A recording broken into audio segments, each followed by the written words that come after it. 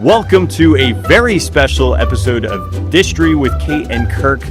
Welcome. My name is Kirk from wallerscarp.com, and today we are celebrating our 200th episode, and we're celebrating it with you guys. Yay. So Kate had a great idea to culminate a bunch of questions from our audience and our community, and to answer them here on this episode. So we're taking just a brief reprieve from Pirates, which we will be back to next episode. But this is just to celebrate the 200th with answering your questions. With me to dive into your questions is Kate, the Disney Cicerone. Kate, happy 200th. Yeah, thank you. Congratulations. I'm so excited to celebrate this. And honestly, I was talking with a friend earlier and they're just like, take a moment to actually recognize that this, not many people make it to 200 of something, when especially something that is like this. I think you told us in the beginning that nobody makes it past 30 episodes of podcasting because it's just too hard. Yeah, I think 80% of people quit after episode 3. So yeah, and I knew that once we got past episode 30, we were in the top 1% of podcasts just for existing. Yeah, 200 episodes, Lord knows. Yeah, it's been many years and a labor of love and passion, and we're excited to bring you Disney history every single week. Yeah, so thank you everybody who has truly made this episode possible, and we wouldn't be here if you guys aren't. So thank you so much for being here. And with that, we have a lot of amazing questions that you guys submitted, some written, some audio, so we actually get to hear some of your voices today on the podcast, which is really exciting. Spooky, dude. Spooky to hear from you.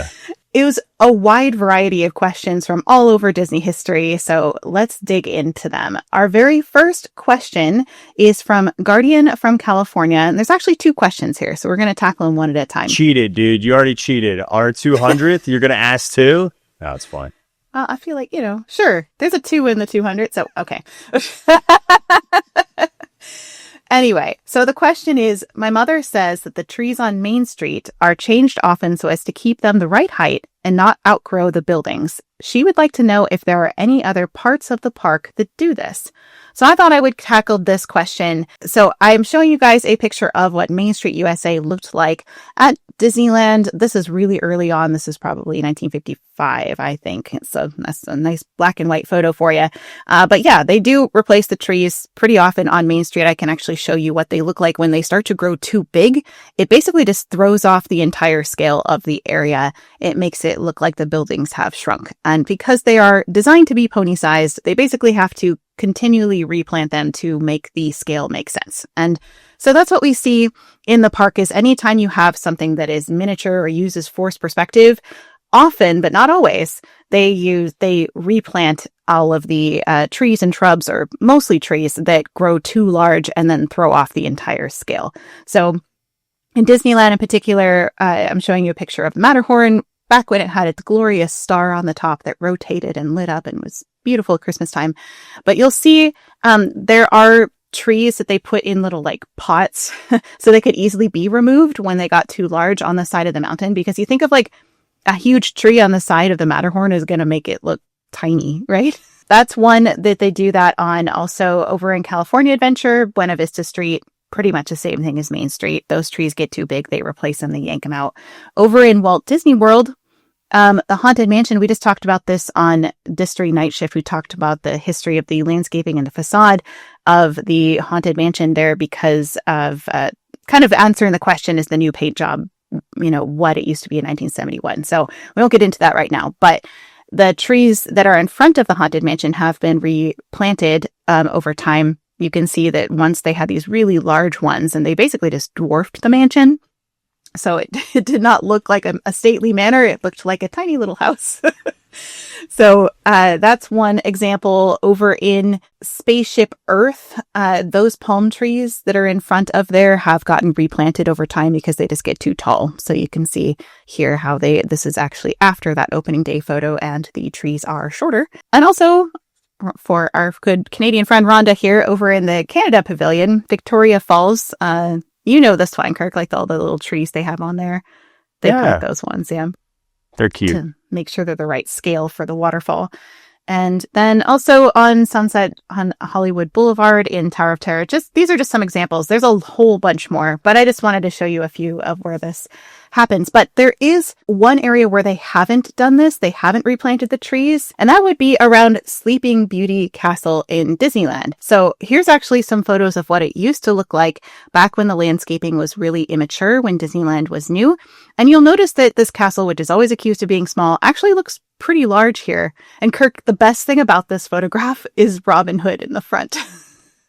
Because that's like just Robin Hood, the character that used to wander. Yeah, just like a live action dude. Yeah, not like the character from the movie, because it was before that. So this is just Robin Hood and not Prince Little John. Little John. I was like, yeah, maybe I don't Little know. John. He's like all dressed in red.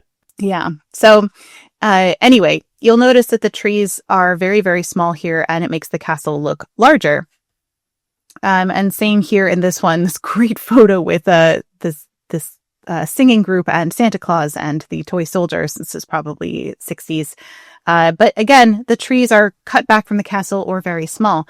But now if you compare that to what we have today, the trees have all matured around it. And that's why the castle looks so tiny. It's because the trees are just basically throwing off the entire scale. And so if they cut down the trees, which I'm not advocating because I do like the shady trees and they're really beautiful and they're good for the crows and all those things. But if you took the trees away, the castle would look larger. That's all I'm saying. So, yeah. So the second question from Guardian is, where did the rumor start that the Beast's human name was Adam in the cartoon version of Beauty and the Beast? And that bird in Sleeping Beauty was called Diablo. At my first D23 in 2017, 2 Disney historians from the archives did a trivia session, and they said that those 2 specific characters never had names in the cartoon movies. In Maleficent, the bird was named Diablo. So, Kirk, this one was a fun one. You know how I like animation history. Yeah. So I actually did find the origin of where does Adam's name come from, because it's not his actual name for the Beast. And you're going to like this one, Kirk. This is from a 1998 CD-ROM trivia game called The D Show, created by a third-party developer and released via Disney Interactive. Of course it was. Oh, it's so obnoxious. You can look at it on YouTube, like a playthrough of it. And it's like the sounds of it are very, very 90s and very, very obnoxious.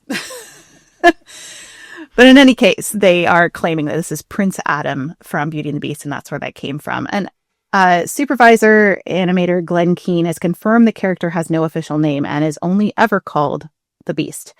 But I did kind of have fun digging through to try to find if there was any names listed in the really early concept art. So I looked at Joe Grant's, and of course he shows the ingredients to make the Beast here is a goat, a cat, a boar, a lion, a cheetah, and then he has blue eyes. And his mother's side, which okay. So that's the ingredients to make a Beast. And then a few other concepts from Joe Grant as well that are trial sketches for the Beast, who looks a lot more like a warthog / demon. I don't know. He's got tusks. Yeah, he's got underbite tusks. Oh, he does. He totally does. I guess I totally spaced that. But I guess this is probably where his tusks came from, is from Joe Grant. So he is very pig-like in that version. He is. Yeah, they dialed down the pig on the final version, a wart lion. Can we get 30% less pig? Perfect. I love that, Ellie Beth. And anyway, I also found these ones are actually quite lovely. This is from Hans Bacher, and it shows he looks like a mandrill.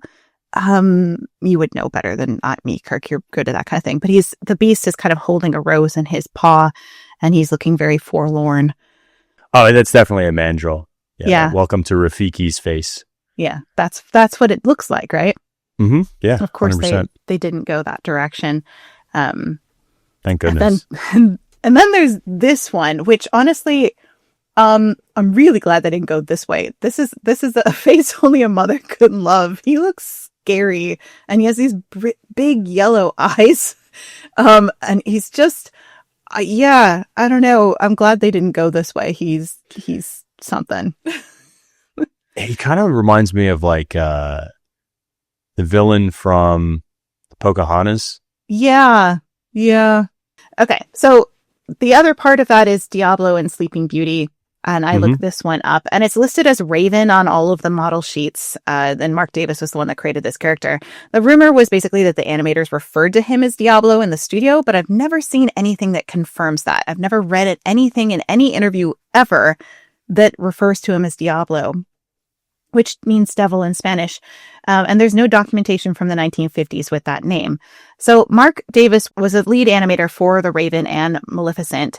And he did talk about The Raven and what it's all about, which was kind of cool. So I'm showing you some art from Mark Davis as he was developing this character. And he said that they had to introduce the Raven, otherwise Maleficent was a speech maker. These are the toughest of all things to animate. Someone stands up and makes a speech directly to the camera, but she did have this Raven. She could pet it if she wanted. She could talk to it. She could send it off to look for Briar Rose or whatever. So this was the thing I came up with to have the greatest tendency to make her alive. And that's the thing with all these characters, to make them alive, make you believe in them, because after all, it's just a drawing. So the Raven was basically designed to make Maleficent kind of like come alive, because otherwise she's just kind of still and standing there and making speeches, you know? So I thought that was really interesting insight from Mark Davis.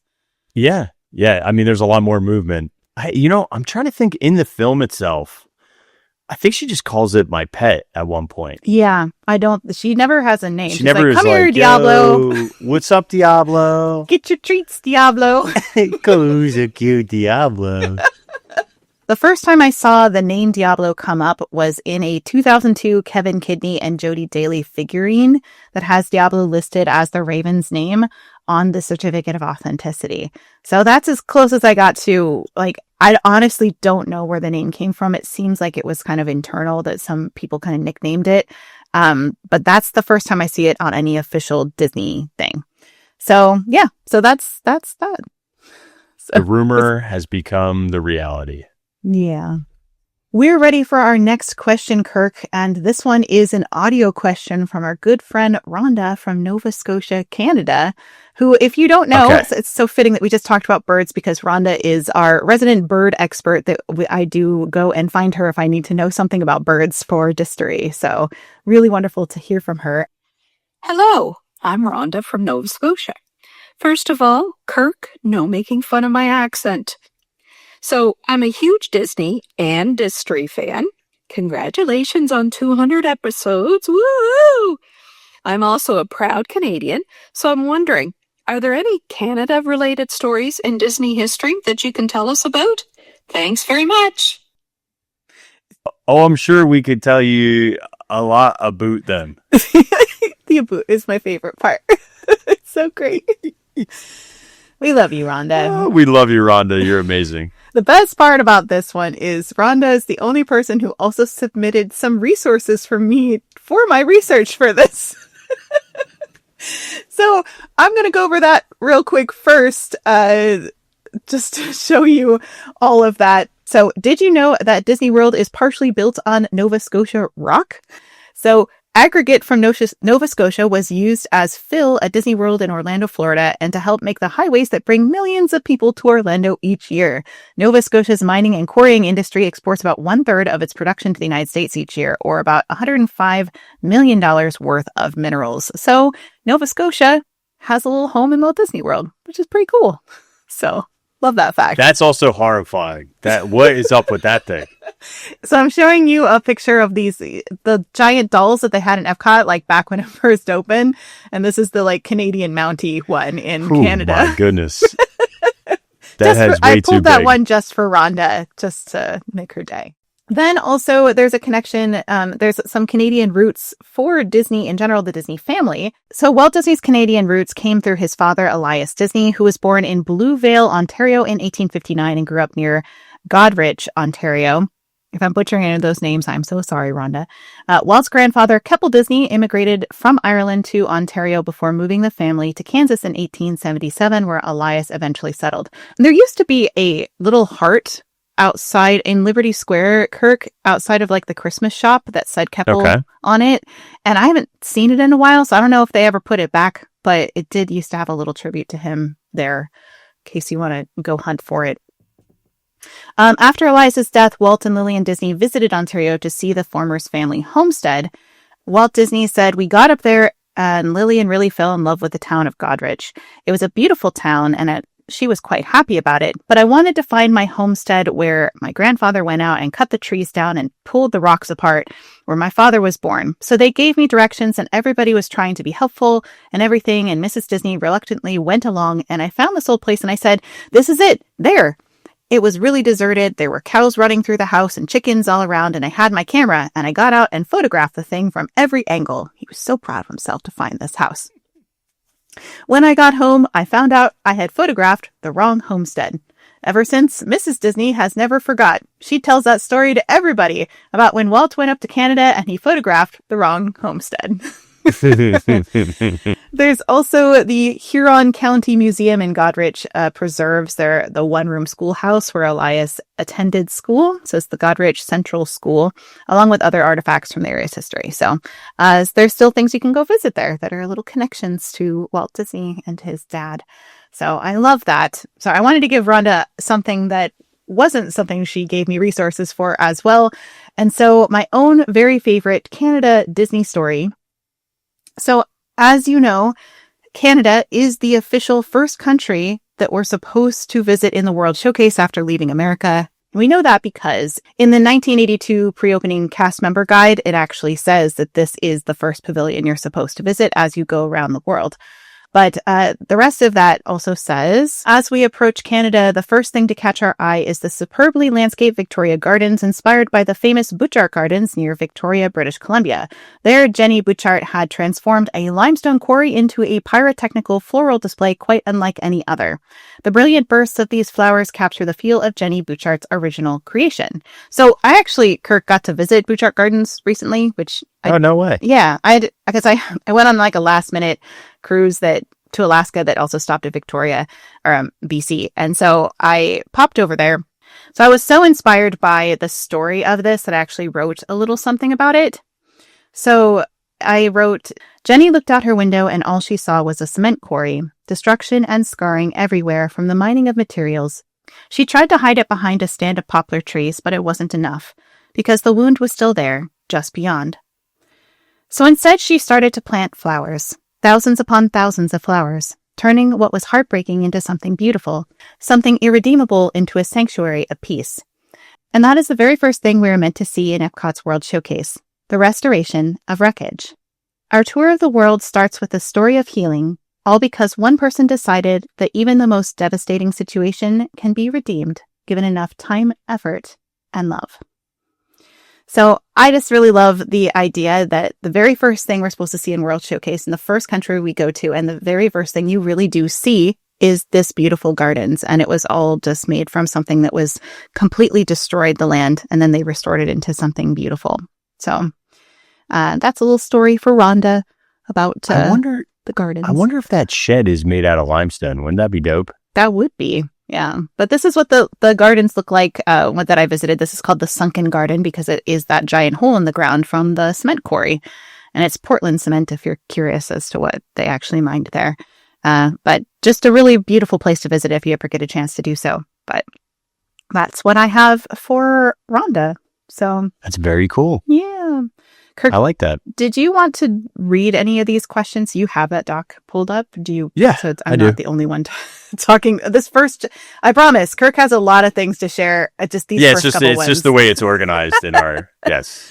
I kind of went by who submitted it first. They got to go first, and that's how these are organized in here. So yeah, it's not like by any kind of like numerical order. Or preference or anything like that. It's just the way it was, yeah. We picked who we like best. No, dude. We did everybody's questions. Everybody's questions got in here. So yeah, I'll read the next question. This is from the Disney Feeling in the US. I have 2 questions. I've always heard Fort Wilderness is one of the oldest resorts in Walt Disney World, opening in 1971. How much did Walt have his hand in it? Kate? That's a good question. I would say not really much beyond the idea of having like a diverse offerings of places for people to stay at the Vacation Kingdom. What I'm actually showing you here is a 1968 investor book that talks about Vacation Land. And of course, that was after Walt passed in 1966. But this idea was around that it would be an area where is a resort area, essentially, where everything would be there.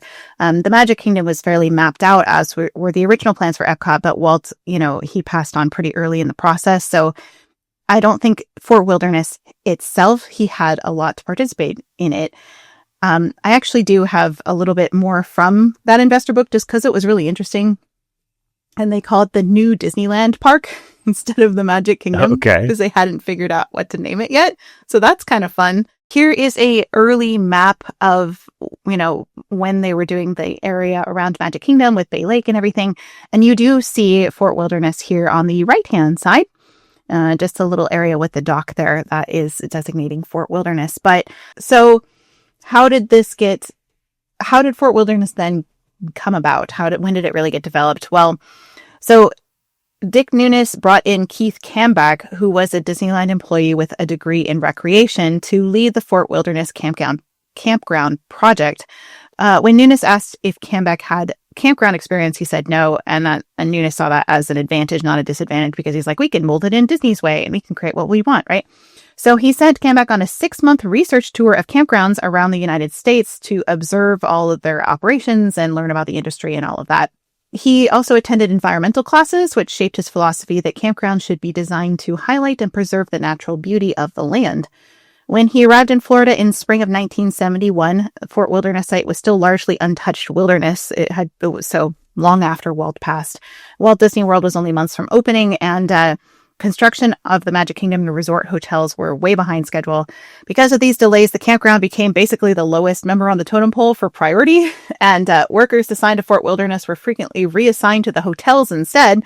And realizing the scale of the challenge, Camback moved onto the construction site, lived in a trailer, oversaw the project, and when resources became scarce, he found creative ways to keep construction moving, mostly by commandeering tools and materials originally intended for other Walt Disney World projects. He stole things his crew needed to complete the project, often at night by boat or by truck from the other construction crews after they'd gone home, which I just love that Fort Wilderness is built on like stolen items from other places. Thievery.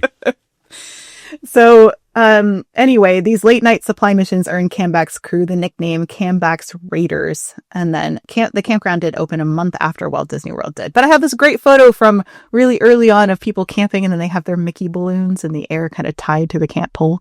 You told a wonderful story about Fort Wilderness and other raids, but this time on Fort Wilderness was for their livestock, for like people that were like building and they were like, eating the goats or something? Okay.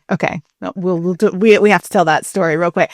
So that is from Dick Nunes' book as well. If you haven't read it, it has some great stories in it. But he said that he was overseeing the Morocco Pavilion, and he oversaw a whole bunch in this construction period. But while they were building the Morocco Pavilion, the workers there were actually from Morocco, and they really were not used to American food like at all. They were not having it, and they really wanted food from home. So they went to the ranch over in Fort Wilderness, and they procured a goat and then like spit roasted it over a fire, and that was their lunch. And so his job was to figure out ways to get them food so that they would stop stealing the livestock to cook for their meals. So anyway, that's just a little bit about Fort Wilderness. But I do have one last thing to share about this, and then we'll move on, because I went down such a huge rabbit hole for this, and I just want to share some of the fun things that I found. I did find a 1971 outdoor recreation guide for Fort Wilderness. This would be for the cast members to read so they know about the offerings they have for everybody. And so it says, recreational vehicle owners will find a true nature experience awaiting them in Fort Wilderness. Instead of clearing ground and inserting sites for trailers and campers, Walt Disney World's Imagineers have literally slipped sites into place, not only among the trees, but also among the total plant growth of the area. Thus, a guest can pull into a site that screens him from his nearest neighbor with pine, vine, and palmetto, and yet find required facilities near at hand. Among these will be the Fort Wilderness trading post, where he may stock up on staples from milk and bread to 2-inch T-bone steaks for the evening's barbecue.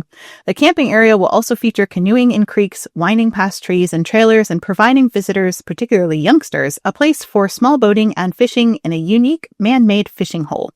Fort Wilderness will also feature a white sand beach for swimming or relaxing, and a boat landing with transportation to other areas of the lake and lagoon, including the Magic Kingdom theme park.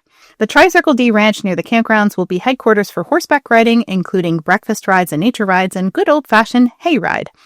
Recreational facilities are many and varied and include bicycling, nature walks, swimming programs, horseshoes, shuffleboard, volleyball, archery, and nightly campfire programs. Indeed, something for every member of the family. Future programs may include Huck Finn steak fries, clam bakes, square dances, and campfire parties. And that is Fort Wilderness. I love that. Okay, let's move on to question the second from the Disney Feeling.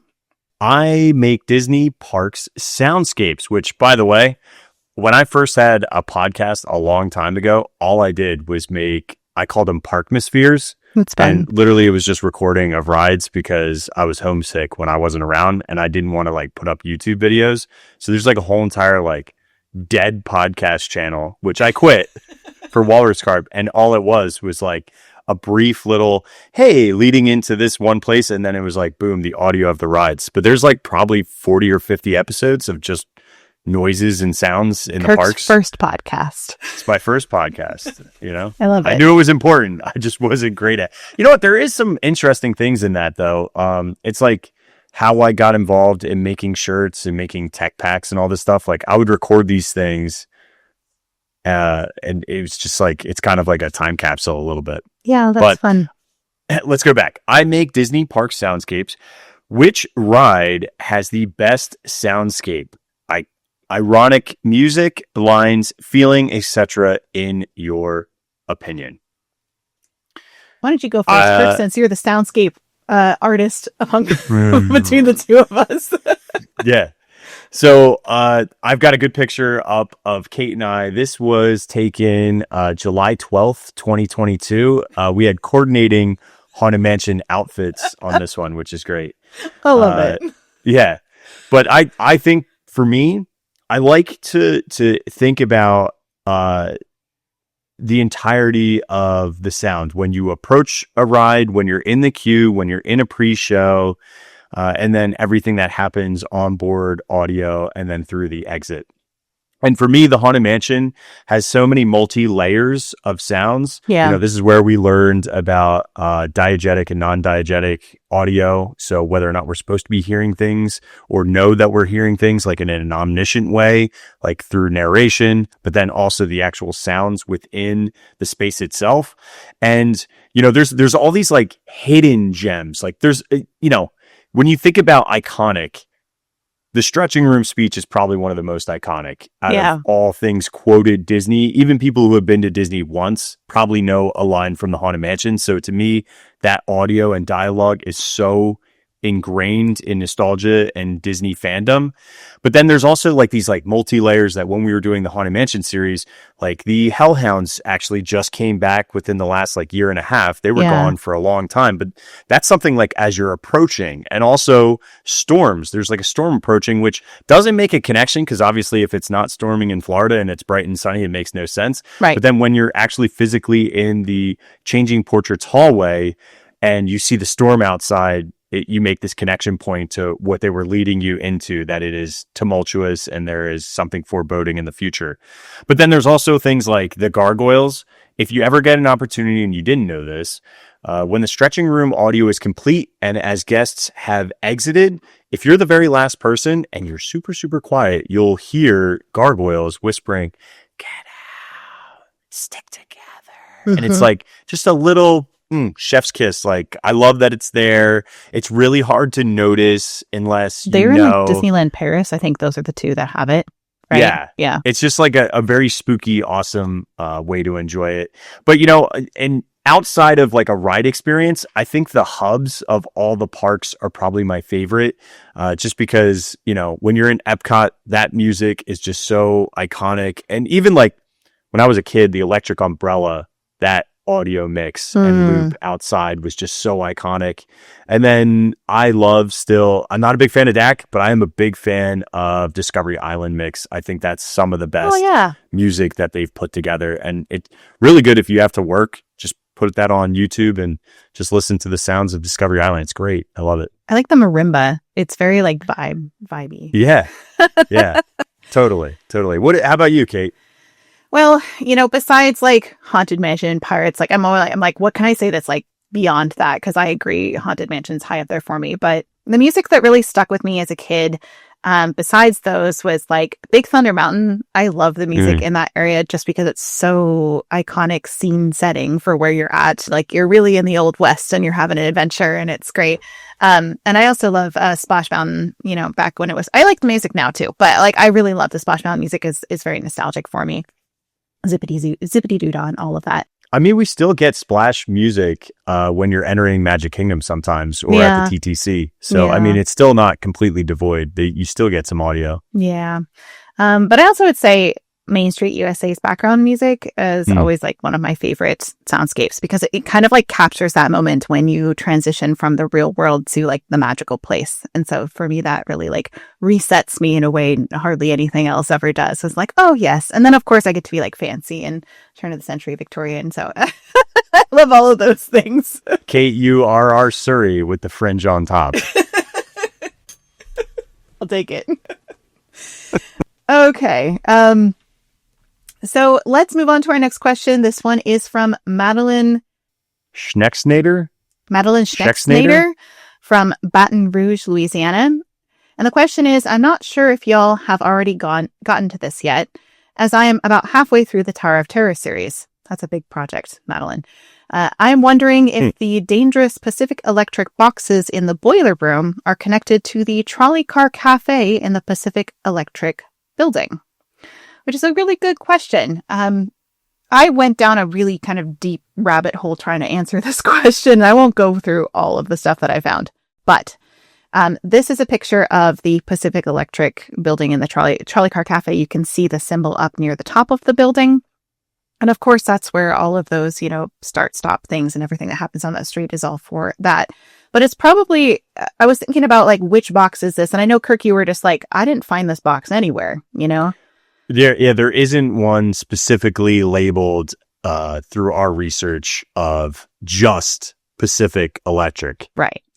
But there is a box that's Federal Electric circuit breaker box that's in there, which we had talked about. I won't go into detail about this. If you want to go watch our Boiler Room episodes of Tower of Terror, you'll get into a deep dive into all of this electrical equipment. But basically, the Federal Electric Company became the Federal Pacific Electric Company, which actually is not the same as the Pacific Railroad. Mm-hmm. So this is the Pacific Electric Railway, which was spanned Southern California with over 1,100 miles of track that ran between Riverside, San Bernardino, Orange, and Los Angeles counties. It was massive, really, really big.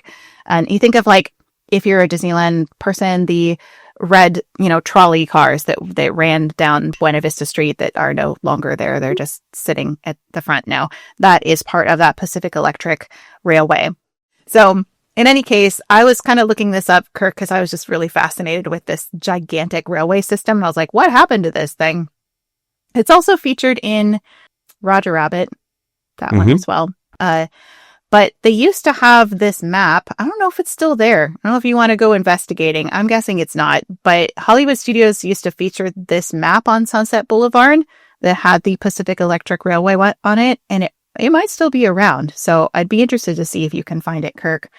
But I know they also had this billboard that said "Ride the Big Red Cars" and it's Pacific Electric on it. And it says "World's Largest Interurban Electric Railway System."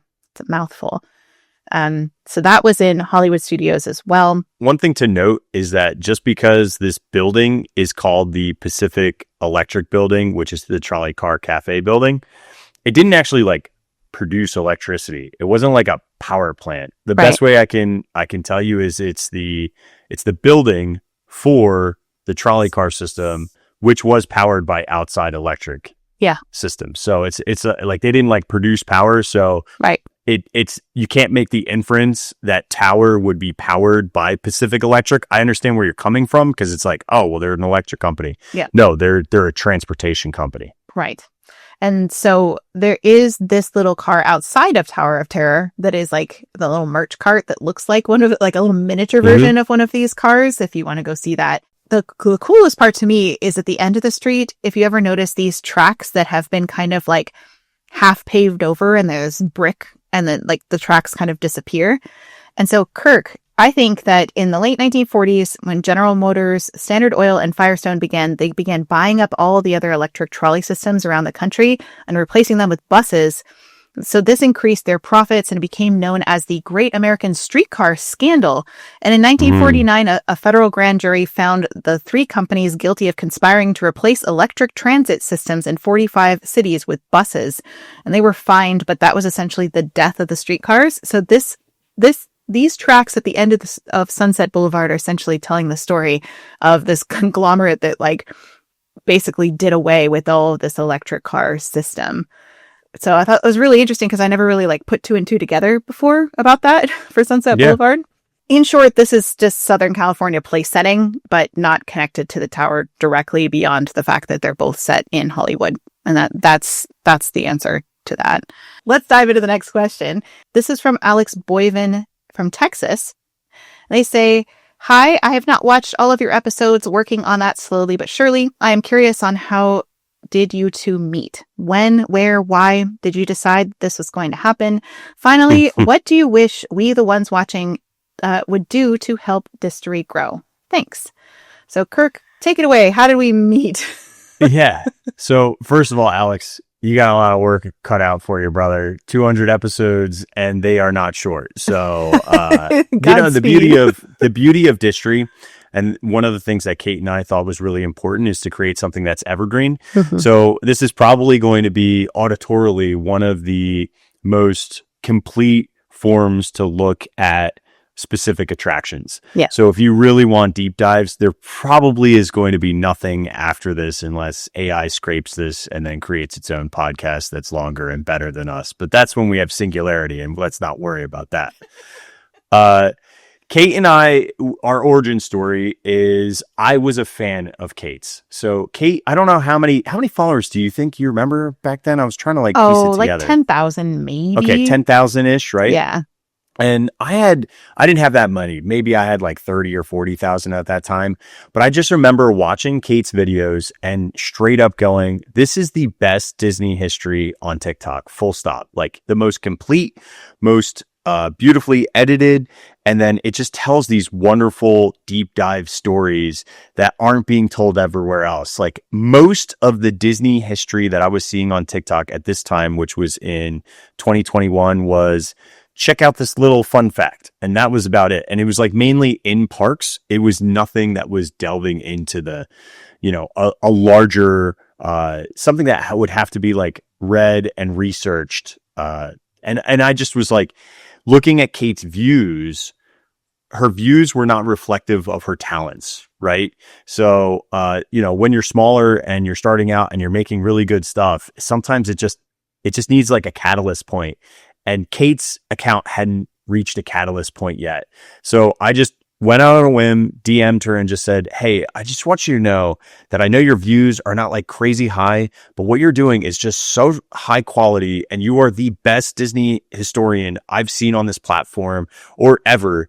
And I just think you are fantastic and just keep doing what you're doing. Something will pop. Just don't quit on yourself. That's it. And that's how like we first started talking. Like I didn't say like, hi, it was just that like straight conversation. And because I just didn't want her to stop because I was a fan and I wanted to watch more, if that makes sense. First I was like, who is this guy? I had to go watch some of your content. I was like, oh, he seems like a really like cool guy, like a really fun person. It's weird. People are weird on the internet. I totally get it. And I wanted it to be like totally professionally driven to Kate as a creator to just straight up, don't stop creating because you really are wonderful. And yeah, it was just like kind of like words of affirmation back. Like, thank you so much. I really appreciate it. I do it for the love of the game. You know what I mean? So like things will happen when things happen. That flipping week, dude, you hit like a multi-million view video with your Snow White fountain video. 20 million. It was crazy. 20 million, bro. We went from like 700 to like 1,500 views to 20 million that week. Wait, he didn't know at the time was that I literally was thinking I might just give up because I'm tired. Like it had been like a year and a half. Really? Of, like, yeah, I had been a year and a half doing this on like Instagram and like getting nowhere. And I was like, nobody cares. It's like only my family liking these things. I was like, what's the point? And then you send that out of the blue. And I was like, well, I guess I'll make a few more TikToks if this guy likes it. And then I got that viral post. I was like, okay, well, this is my chance. If I really want to do this, I got to chase it. And then I posted every single day for a year after that. So, and then I think it just is like, it was weird timing because it was obviously I didn't know you at all outside of your content. So it was just straight up, I think you're brilliant. Keep going because it's really good. I know the views suck right now, but I promise you there's something right around the corner. And then boom, like just like the universe exploded like a big bang and you just blew up on the internet with your talents and just have been a rocket ever since. Yeah. Well, I'm very grateful for all of it. But I will say when I, after that, then I started watching your live streams because you were going live on the parks and whatnot. And I was like, oh, and at that point, I still had like a real job, like a regular job, where I had to clock in and all that stuff. And so I would watch you while I would work and I would chat with everybody. And it was just such a really cool, genuine community of people that like, Disney can have so much drama in some of its communities. And this is like a no drama community with just a lot of fun. And also a lot of meaningful stuff. You were always been somebody who's very motivating and you would just kind of like pop in little things there of like, keep going and all stuff. And I was like, yeah, like I need that, and so I know that resonates with your community too. A lot of people have said that, that's something that they really love about you as well. And so at some point I was like, well, I really love Disney history and like you really love Disney history stuff too. And I approached you and I was just like, hey, like, what if we like did a show together? It wasn't even a podcast at that point. It was like a live show. What if we just like talked about some history on a live show together for fun? And so we started, I was in like Maryland in my mother-in-law's basement as our first Pirates of the Caribbean episode.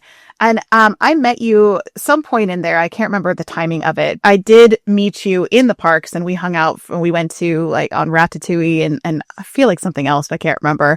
But I have this. No, I think that's it. Honestly, we waited in Remy's for like over an hour and you were almost late to go to with my family. Rosencrown with your family. Yeah. They were like, they won't seat us. And I was like, oh God. It worked out. But we took right before I ran away, I was like, hey, we should probably get a video or something together just so I could put on like my Instagram stories. And so I have this like short little video of us together in front of the Remy fountain. This is the very first known picture of Kirk and Kate hanging out. I think honestly, nothing has changed. When I look at that photo, it's pretty much that's us. That's us in a nutshell. But yeah. So, and then, we just decided like, hey, like we're doing all this work for kind of like researching these episodes. And I was like, well, I know how to do podcasting from like the job that I was doing at the time. I was like, what if I just made it into a podcast? And you're like, okay. And you're like, we'll call it Distory with Kate Kirk. That was Kirk. He came up with the name for it. And he's like, and you get top billing because you're like the history person of the two of us. I was like, okay, great. And that's the origin story of how we came to be. But in terms of like how you guys can support us, besides just, watching the show, listening to the show, in particular, I would say we would really love to have some sponsors of Distory. If you are somebody who you think that you would fit in with our content, the audience that we have would benefit from something that you have. We would absolutely love to be sponsored just because we both have families and that would mean a lot to us to have some sponsors here and there for Distory besides just us. And honestly, just your support, telling people about Distory, spreading the word that we exist. Yeah. That's a huge one. Leaving good reviews on, all the platforms and whatnot, interacting with stuff. That's what you can really do. It's just letting other people know this podcast exists because it does seem to be something that has been missing for a long time in our nation. And the more people know about it, the better it goes. So the next question is from Jules or Julie. It says, how long did it take you to get all of your information about Michael Eisner, for your debate about him? Because this was my favorite debate episode of Distory. Kirk, take it away. How long did it take you to prep that one? So it depends on how we prep for normal episodes, right? So it depends on like the topics for rides and whatnot. But debate shows are really scary to me.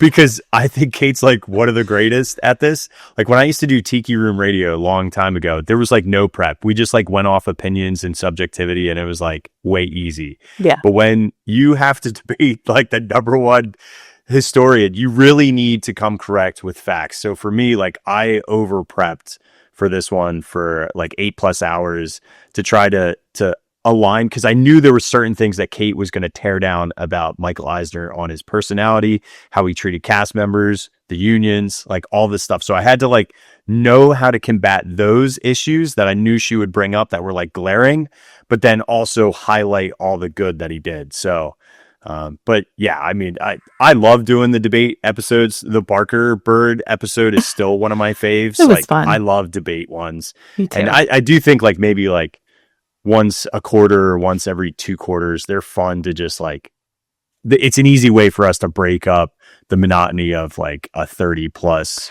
tome of rides. We have to throw something else in there every once in a while just for ourselves, if nothing else. Exactly. Sometimes we get a little kooky when we're stuck in a place for too long. We're like, get me out of like the Tower of Terror library. I was like, I don't ever want to go in there again. Yep. I'm done. Mm-hmm. I will say, I do have a photo from that Michael Eisner debate. It's a screen grab from us. Somehow you ended up with Michael for life on your forehead, and I had 1994 because, of course, I was debating that 1994 was when everything changed, when we lost Frank Wells. But it's a great episode if you want to go watch it. Yeah, I think it started devolving a little bit, so that it just ended up going chaos. Yeah. It was great. It was a fun episode, though. It's a great episode. And shout out to the Spice Cabinet. If those that don't remember, I used to do this podcast in my in-laws' kitchen, and there was a Spice Cabinet right behind me. So that those are not shutters. That's the doors for a Spice Cabinet. Oh, and Jackie's pointing out our matching Distory shirts, which, by the way, those shirts are available at disneycicerone.com in case you want to get your own I Speak Fluent Distory shirt or sticker. They're available there. And for this episode, I prepped as much as I usually do. So this was probably like 15 to 20 hours of prep time of research and everything. Just that's typical for me of almost any episode. So about that. Also, I would like to note that in this document that Kate and I shared for our prep questions for tonight, we both still won't give up our side. I wrote #Eisner forever, and Kate wrote #1994 matters. You guys wouldn't know that. That's like in our notes, just being jerks to each other. We'll never give it up. Never. Nope. Do you want to read the next one? I've read a couple. Yeah, let's do it. This is from Shelley from Brooks, Georgia. What aquatic marine life was in the formal snorkel area of the beach club resort? What happened to the animals when it closed? So this is the only thing that I actually found that was from like an actual source material. So this is from a postcard, but on here it says swimming, the centerpiece of a dual resort. This is talking about Yacht and Beach Club, Stormalong Bay, a 3-acre, 750,000 gallon pool. That's really a mini water park. There's a snorkeling lagoon where guests can swim among the fish, and then it trails off. Yeah. But the only thing that I could find, I went and I looked a lot, trying to scour the internet of like photos and whatnot. And if you didn't know, like this is a massive area, this Stormalong Bay. Yeah. It's filled with lazy rivers. It also was one of the very first sand bottom pools. And if you ever notice, the lazy river itself is really, really, really deep. Yeah. And it's like 8 feet, I think. Yeah, 8 feet, which is not normal. Most lazy rivers are like 3 feet, 3.5 feet max. This thing was 8 feet. And the purpose for that was obviously for the fish. So there was one section of the pool that was saltwater. And this was before like doing saltwater pools was like a thing. So this was like very unique for the time period when this resort opened. And then the other side was filled with its normal like brominated tank, so or filter system. Yeah. And the thing that was an issue was guests. It's essentially like guests can cross contamination. So whether they're spilling drinks into the pool, sunscreen, there was just like general fish mortality from like guests, like, you know, being guests and, you know, harassment and whatnot. And then also there was getting some of the chlorine and whatnot was also crossing over into the saltwater pool. So for all those reasons, the mortality rate of the fish was higher than what was supposed to be on paper. So they reload all of those fish over to like the Coral Reef restaurant in that aquarium over in Epcot. So those fish did get saved and brought out, but that's the reason why you have this crazy lazy river. But I know Kate did a bunch more research and cued us into a place where they actually had snorkeling that did work. We did. Stormalong Bay opened in 1990. It was 1 year after the Shark Reef in Typhoon Lagoon, which is the water park, right, in Walt Disney World. And so I'm guessing that they kind of just planned to repeat that concept in the resort. And that was the goal of that. And they're just like, oh, this isn't going to work, right? But the concept of Shark Reef in Typhoon Lagoon, which opened in 1989, came from Kim Murphy. He'd worked on a previous project in the Bahamas where people snorkeled with fish, and he was asked to come up with ideas to make the world's most unique water park for Typhoon Lagoon. He pitched a concept that allowed guests to have an ocean adventure without ever having to dive into the ocean, and they could come to the coral reef teeming with colorful critters, hammerhead sharks, etc., and that became what is known as Shark Reef. So I actually have a quote from Kim Murphy to explain this a little bit better. He said, "Our Living Seas crew collected a myriad of sparkling coral reef critters for our new sun-soaked facility.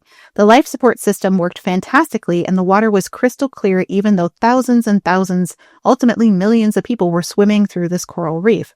Obviously, many of them would pee in the water. Most of them had suntan lotion on. Some of them had dirty feet and catsup on their mustache. So you'd think that the water in this reef would gradually become toxic over time because of the urine, suntan lotion, and perfume, and who knows what else. But the water remained extraordinarily beautiful and technically clean. The ozone was really the key to much of it, along with the biofilter. The ozone oxidizes virtually anything it can get its energy on. We let the algae grow and it became an excellent food source for many of the fish that would normally be picking at the reefs in their natural habitat. We even made artificial coral food for finicky eaters like parrotfish, angelfish, and others. Our recipe involved dental plaster, an amino acid solution, and laying pellets for chickens. The fish loved it. Like, who knew, right? Yeah. It turned out that this aquarium system is one of the most successful recycled aquariums that anyone has ever designed, partly because the fish had natural sunlight, all the fresh algae they could eat, and we supplemented their diet with our delicious and nutritional coral food blocks. The fish in this aquarium had routinely been the healthiest and most colorful fish that I've ever seen in any aquarium. The big challenge that we had with Shark Reef, since it was outdoors, was rain. Some days we would get 4 or 5 inches of rain, which would dilute our homemade expensive seawater. To counter this, we installed a reverse osmosis system so we could actually take fresh water out of the system. We did that on an as-needed basis. We could reclaim, I forgot how much water per day, but I think it was 4,000 or 5,000 gallons every 24 hours when necessary. This would allow us to maintain the water chemistry and the normal specific gravity saltiness of the reef, so it was consistently like natural seawater, which is probably more than you ever need to know about Shark Reef. But I thought it was fascinating, like how that's a parrotfish right in the front too, right there. Yeah, with his little mouth. I didn't realize that like parrotfish like chew on coral and spit out sand, essentially. Yeah. Yep. And so they made an artificial one out of like plaster. It's interesting. But this did close in 2016, and you can still see where it used to be. It's just a whole bunch of sand and chairs now, which is actually really sad. It's actually, if you go on the backside of that, it's a really good place to store your stuff and not have people like monkeying about with it because it's always empty. If you need chairs. That's actually a great spot, but it does stink that that's not there. I had the opportunity to go into that shark reef. I was too scared because I was scared of sharks. They're hammerheads. I heard there was a mini hammerhead there, and I was like, ew, no, I'm not going in that. Yeah. What's wrong with you? Apparently they are very like friendly and not dangerous at all, hammerhead sharks. But yeah, I can see why that would be scary as a kid. I was scared of sharks, so I'm not going in a shark reef. Okay. Our next question is from Jared from Nevada. And the question is, I've seen some concept art by Philip Freer of a dark ride following the events of the original Wizard of Oz book, differed from the Rock Candy Mountain concept that was intended to replace Storybookland. Do you know anything about this dark ride or where it was supposed to go? Sorry if it's kind of a broad question. Details seem very scant, and I don't think I've seen any creators talk about it. I was surprised to find out Tony Baxter had his own Oz concept for Frontierland in the 2010s as well, with just as little details. You guys are the best Disney podcast. Your passion and attention to detail is incredible. Thank you for all you do and wishing you to a happy 200. Thank you so much, Jared. Appreciate that. Kirk, I'm going to let you take this one away because I hadn't heard about this either, but I know you researched it a little bit. Okay. Yeah, so Philip Freer was a senior concept designer for Walt Disney Imagineering from 1989 to 2001. And this was basically one sheet that had 4 different individual drawings in it done with ink and pen. My favorite of which, if you remember, and this is actually not from The Wizard of Oz, this is actually from Return to Oz, which, you know, Walt Disney, we had talked about this. I forget which episode of Distory about The Wizard of Oz Disneyland, and which ones. Paris's lobby episode. Okay, because we were talking about licensing and which ones they owned, and Return to Oz was one of the books that they had, and it's also one of the creepiest, amazing movies that I ever saw when I was a kid. It's probably why I'm all messed up. Yeah, it's in the Tower of Terror series for Disneyland Paris because we talked about an Oz book that was sitting on the couch. So that's when we talked about it. Yeah. Okay. I like it. Full circle moment. Yeah. So the first sketch has 4 different scenes on it, including characters from the movie and the ride, and it's done in black pen. There is a sketch of what you're seeing right now, the Gump car, which the Gump was just essentially like a giant moose head, but Dorothy sprinkles this like dust on it that can make anything come to life. So she like harnesses the Gump's head, puts it onto this giant bed frame, and puts these like palm fronds for wings, and that's what they use to like fly up to the mountain. But the second one, let me pull this up, is going to be of the castle and Oz itself, and then you actually get to see the wizard in the very last one. But we don't know where necessarily this was going to be, but the thought was to develop it possibly in MGM Studios because it would be showcasing Hollywood. We do know that the Great Movie Ride does get a scene from The Wizard of Oz in it. So my guess is that it would have occurred somewhere there if it actually happened, but very scant details, but that's all I know. It seems like it was just a very, very early concept that then they just abandoned. They're like, yeah, we're just not going to pursue this anymore. That's what it seems like to me, just from my personal knowledge. But I would have to do a little bit more digging into this to see if there's anything else that ever developed from it. But again, I looked for quite a while, and this is all I found is exactly what Kirk had found as well. So wish we could give the witch. Yeah, wish we could give you more information, Jared. But that's all we have about that one, which I'm guessing you probably already found. So, but you know, I will ask around to some people that might know more, and we'll keep you posted. But for now, let's move on to we have a next set of questions from our good friend Moogie, who sometimes helps us out for art history stuff for Distory. So Moogie's from Pittsburgh and has 2 questions. One, I think Kirk's going to answer, and then I'll answer the second one. The first one is, what is your favorite Disney ride vehicle and why? Also specify which park if relevant. So Kirk, take it away. What's your favorite ride vehicle? I'm going to cheat. I'm picking 2. But I'm picking them for the same exact reason. Okay. So hear me out. I'm sharing a wonderful picture of Kate and I in my favorite ride vehicle, which is an Omnimover, but specifically the Doom Buggy. Haunted Mansion is my favorite attraction. I know it's top tier for Kate as well, but I just love things that are capacity hounds.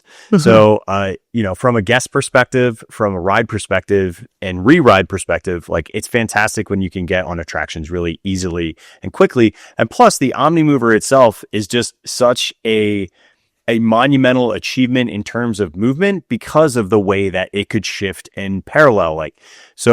If you look at the rotational portions of the dune buggy, that's what excites me the most. So it's a rail system, but then the fact that it could pivot and give you different viewpoints, but then also could go up and down declines or inclines. Yeah. Amazing. I think it's fantastic. But in terms of the capacity of a dune buggy, because I just think this is, and I'm just going to use theoretical, but theoretical per hour is 3,200. Similarly, for aerials under the sea, it's 2,200 per hour, guests. And then my second favorite ride vehicle, and again, I just like dark rides, and I like dark rides that have high throughput, and it would be Pirates with the bateaus. Yeah. So just giant boat rides are amazing for so many reasons. And the fact that this one is so large and can still do drops makes it fantastic. Obviously, Disneyland, you're getting 2 amazing drops, which is so awesome in comparison to Walt Disney World's only 1.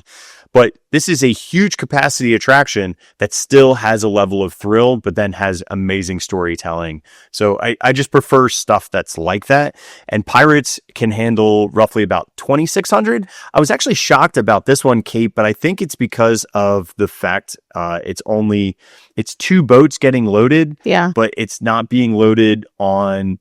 it's being loaded from the same exact landing, so I think that's what slows it down. But Living with the Land is only 1,600 guests per hour, and I always thought it would be a lot more than that because it's a boat ride. But that's not the case.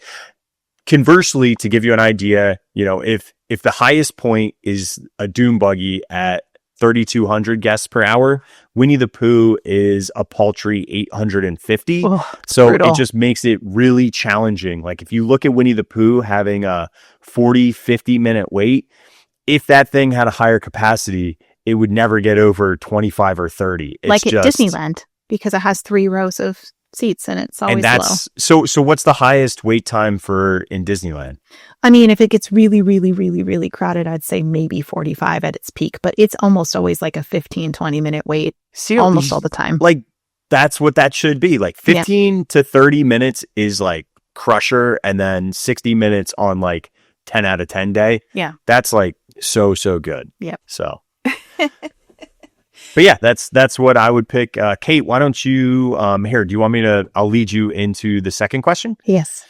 What is your favorite architectural detail, i.e. windows, roof, doors, style at Disney out of the parks that you visited?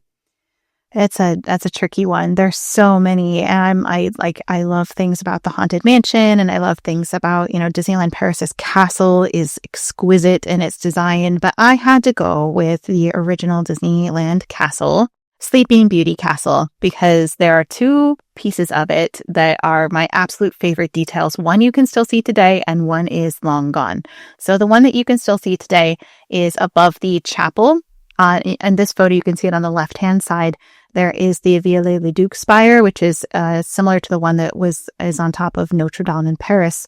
And it's my favorite because it doesn't really belong architecturally to the building at all. This is a Bavarian style castle. That's kind of like a Gothic spire, but it's just there because Walt really wanted it.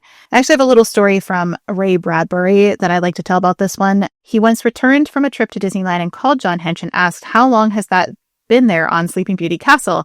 And John Hench replied, 20 years. Shocked, Bradbury asked, "Who put it there?" And Hench replied, "Walt did." When Bradbury asked why Walt Disney put it there, John Hench simply replied, "Because he loved it." And then Ray said, "That's why I love Walt Disney. It cost $100,000 to build a spire you don't need, huh? The secret of Disney is doing things you don't need and doing them well. And then you realize you needed them all along." Mm-hmm. Which I think is such a great quote from Ray Bradbury. Yeah, that's But great. let the record show that Roy Disney was like adamantly against this spire because of its costs, and he considered it completely unnecessary. But Walt approved it while he was out of town, and so that's why we have a Gothic spire on top of this Bavarian-style castle today. And a lot of people don't even like notice that it's there, but it is. So this is what it looks like today. If you want to see it, it's just sitting there above the chapel on the right-hand side if you're looking from the front. But the other detail I want to talk about is something that used to be able to be found in the courtyard of the castle in the back, like next to Merlin's magic shop. It's the tunnel that goes to Tomorrowland. There was a phoenix ornament that used to be right above the archway. Of course, you know, phoenix represent rising from the ashes and all those kinds of things, which I just love. I think that this was probably inspired by the work of Ivan Earle, who, of course, he did a lot of those lovely windows that were in the castle walkthrough when it opened in 1957. Because you can see on the banner here, there is a phoenix that looks very, very similar to that ornament in this particular art of one of these windows. And he also had pitched some colors for the castle and some concepts, which he didn't really win out for his interpretation of it. But I do think that this was kind of like a little nod on the outside to Ivan Earle and, you know, Sleeping Beauty and whatnot and all the things he was developing. And it was there for quite a long time. And I love this one is from 1977. And then I think that it probably disappeared in the 1983 remodel, if I had to guess. But for sure by like 2005-ish, it was also gone. So it's possible that it lasted all the way to when they did the 50th remodel of the castle. But it is not there today. If you try to go find it, it is gone. So I'm still trying to figure out exactly who decided to put it up there, trying to find some concept art for it. And it's kind of like one of my white whales for Disney history. But that's one of my favorite architectural elements. I love it. Yeah. Okay, next question is from Kristen Flower from the Jersey Shore. Let me fist bump for my fellow Jerseyans. Do you think you'll ever put out a special bonus episode for Big Thunder Mountain since the Walt Disney World ride update? Do you have any thoughts on the new storyline and ending? And can we talk a little bit about it now? Yo, you trying to trigger me, bro? What is this? Could do a whole episode on that. You know, I can kind of answer for both of us, Kate, and then you can interject in here. Is essentially we really prefer focusing on older origins, concepts, and construction of original rides. Although modern interpretations and additions are great, particularly when they change storylines. Big Thunder Mountain really irks me, particularly with the Golden Nugget ending, as it completely changes the philosophy of the Walt Disney World story, ending with a underground geyser eruption. I wish they really would have leaned into that specific storyline and arc. You know, in Disneyland Cali, it is the dynamite and explosion, and that kind of like sends us out. So I'm glad we just didn't rehash that ending. But this just like grand reveal of a big nugget just strips for me all of the like, because they did a lot of great things. Like I think the Rainbow Caverns look really nice. I'm glad the waterfall is back. I think all the paint is fantastic. Any of the animatronics that were so many more bats, like all those things are great. But then that last final scene and the way that it's even you know, I think it's like row 6 is what it's kind of like created for in terms of when the sound is timed. So if you're in the front, you kind of lose all feeling of that, and there is zero like anxiety, because you still are getting the trick track where it like goes left to right, like the geyser is erupting, but then we just find a gold nugget and it's like and then they just play like a ghost train noise and then you jam out. So I don't know, the best Disney rides have some sort of element of, am I going to survive this? And then you do. You're the hero that wins the day. And when they keep removing that from attractions, like they removed it from Splash Mountain, and then, you know, like they keep just like taking it away. And I was like, no, listen, that tension is what makes them so great. We love that. We need that message that we can overcome hard things, you know, because Lord knows we have enough of them in our everyday lives, and we need that encouragement that we could do that, and it's fun and it makes it more exciting. I'm with you though. I'm so mad that they changed the storyline for it. It's very bothersome to me. I think that they didn't fundamentally understand the history of that attraction, if I had to guess. And I do. Okay. We got to move on, because otherwise All right, moving on to the next question. We have Rebecca from Colorado. Didn't anyone think the Brown River in Liberty Square was a gross idea? Who won the argument to include it? Okay, I have information about this. I made a post about it a long time ago, so I'm going to run through it really quick. Let's talk about sanitation in the 1700s. There were toilets then, okay? So throwing excrement in the streets was not historically accurate for that time period at all. And the Imagineers were very invested in getting the details right for something as educational historical as Liberty Square. So there was no Brown River in any of the original concept art for Herb Ryman for Liberty Square at all. It was all just cobblestone streets. It was all cobblestone streets and whatnot. There was never any sort of excrement or anything like that. Instead, they installed a strip of cobblestone in the streets, which was supposed to symbolize the cobblestone streets as a whole, but also make it accessible for like wheelchair users and strollers and stuff like that, right? So because you can't, cobblestones are really hard to roll anything over. If you've ever been to Europe and rolled a suitcase, you know what I'm talking about. But I do have a quote from, this is actually from my post, from Donald Holmquist, who is the design developer for the area. He said, the cobblestone strip in the middle of the walking path gives lip service to what was common in the day. It would have been much more expensive to completely cover the entire pathway cobblestone, and it would have been a nightmare for wheelchair strollers, etc. It was never considered to be thought of as part of a sewer system, not with Disney's good show, bad show design criteria. So Kirk, essentially it's like, we're not going to put a river of excrement flowing through one of our beautiful lands. Like, that's so anti-Disney design, right? Mm-hmm. So what happened was that they removed the cobblestones because the floats were getting progressively heavier and it was damaging them and it was becoming a huge issue to have to repair them, and they just took it out. And so when they did, they put in this like brown, what kind of looks like a river through it.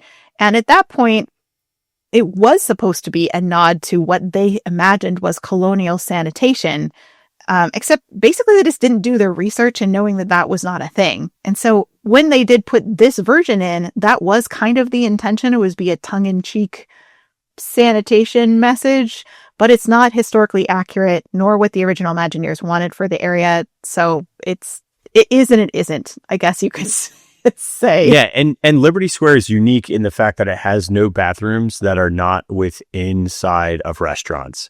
You know, where every other land has restrooms located somewhere that's just like a standalone. Yeah. This is the only one that doesn't have that. So it almost like self-perpetuates, like, oh, people are throwing poop everywhere. Right.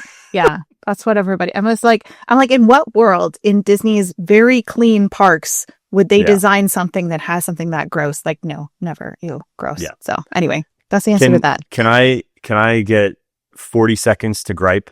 Yeah. How about it? Hi, everybody. Welcome to Gripe O'Clock with Kirk. This is part of where I went on a tour in Philadelphia. My cat's mad too. I get it, dude. Kiko. Sweetheart, I know, baby. It's going to be fine. I'm going to just tell him about it. So this is what the pavement with the brown poop water is, right? Yeah. This is what we actually had that they call and denote as cobblestone, right? So it is very linear, rectangular, and it went all the way through Liberty Square. And you can see why they made that pathing like that, because it's clearly down the center of it, this strip, and you carve it out, and then they kind of undulated it and make it more like water-like, I guess. This looks a lot more, this is in Philadelphia, this looks a lot more like that than this does. Yeah. This is cobblestone. Okay. This is not cobblestone, is what we're getting at. This is Belgian block. This is Belgian block. This is Belgian block. This is Belgian block. This is Belgian block. This is cobblestone. There was never cobblestones in Disney World. People use them interchangeably. They are not interchangeable. They were both used as ballast and they were both used to pave streets, but more often than not in actual cities, like it would be in Liberty Square, you would use Belgian block. I rest my case. So in the original, historically, would it have been cobblestone? No, probably not. They probably would have used because they would use Belgian block as ballast. So when they would bring the ships back over and triangular trade and all that stuff, they would literally just dump these off, and that's what they used to pave the streets. So almost everywhere would use these. Cobblestone was like mainly in like rural towns that obviously are not getting ballast from ships. Got and it. Like, so this is like more of a foundational harbor. Columbia Harbor House is right there. You have boats coming in. So it's Right. to me, this is a much larger established wharf town. So they would have ballast from ships just based on the amount of things that were docking there. Where if you were out in the sticks, they're throwing rocks together for the wagons to go over. That makes sense. I love how everybody in the chats now voicing their gripes about things they get confused for other things. It's the stupidest thing, honestly. It's gargoyle for grotesque. Oh yeah, I can hear that. Yeah. Yeah, but I don't know why, but anytime there's some sort of rock that's in pavement or rock that is embedded to make a road, everyone just, because it is usually made of stone, it's just hewn stone. It's when you look at the stone, it has a very distinct shape, and Right. it's not just naturally occurring. So it's just, yeah. So cobblestone. Don't say the You know word what's- cobblestone around Kirk. That's what we've learned. No, you can say cobblestone around me, but you can't not say in that Liberty something's Square. cobblestone if it's not cobblestone, because I'll lose my mind. I swear. It's like, I don't know why I have this problem about this one thing. This one gets me every time. We all have our thing. I can't look at it. Every time somebody says it too, because they're like, oh, well, they put I'm like, Well, anyway. Thank you for enlightening us about the non-cobblestones of Liberty Square, Kirk. Appreciate it. Yeah. Belgian blocks all around. Let's move on to our next question. This one's from Leanne from Scotland. It says, do you plan on doing an episode or series about Disneyland Paris and Sleeping Beauty Castle? I think it's a pretty unique version, and given the recent fire, would love to hear more about the artistry that went into it, from the stained glass to the tapestries and sculptures, and of course, I always say this wrong, the Tanière du Dragon.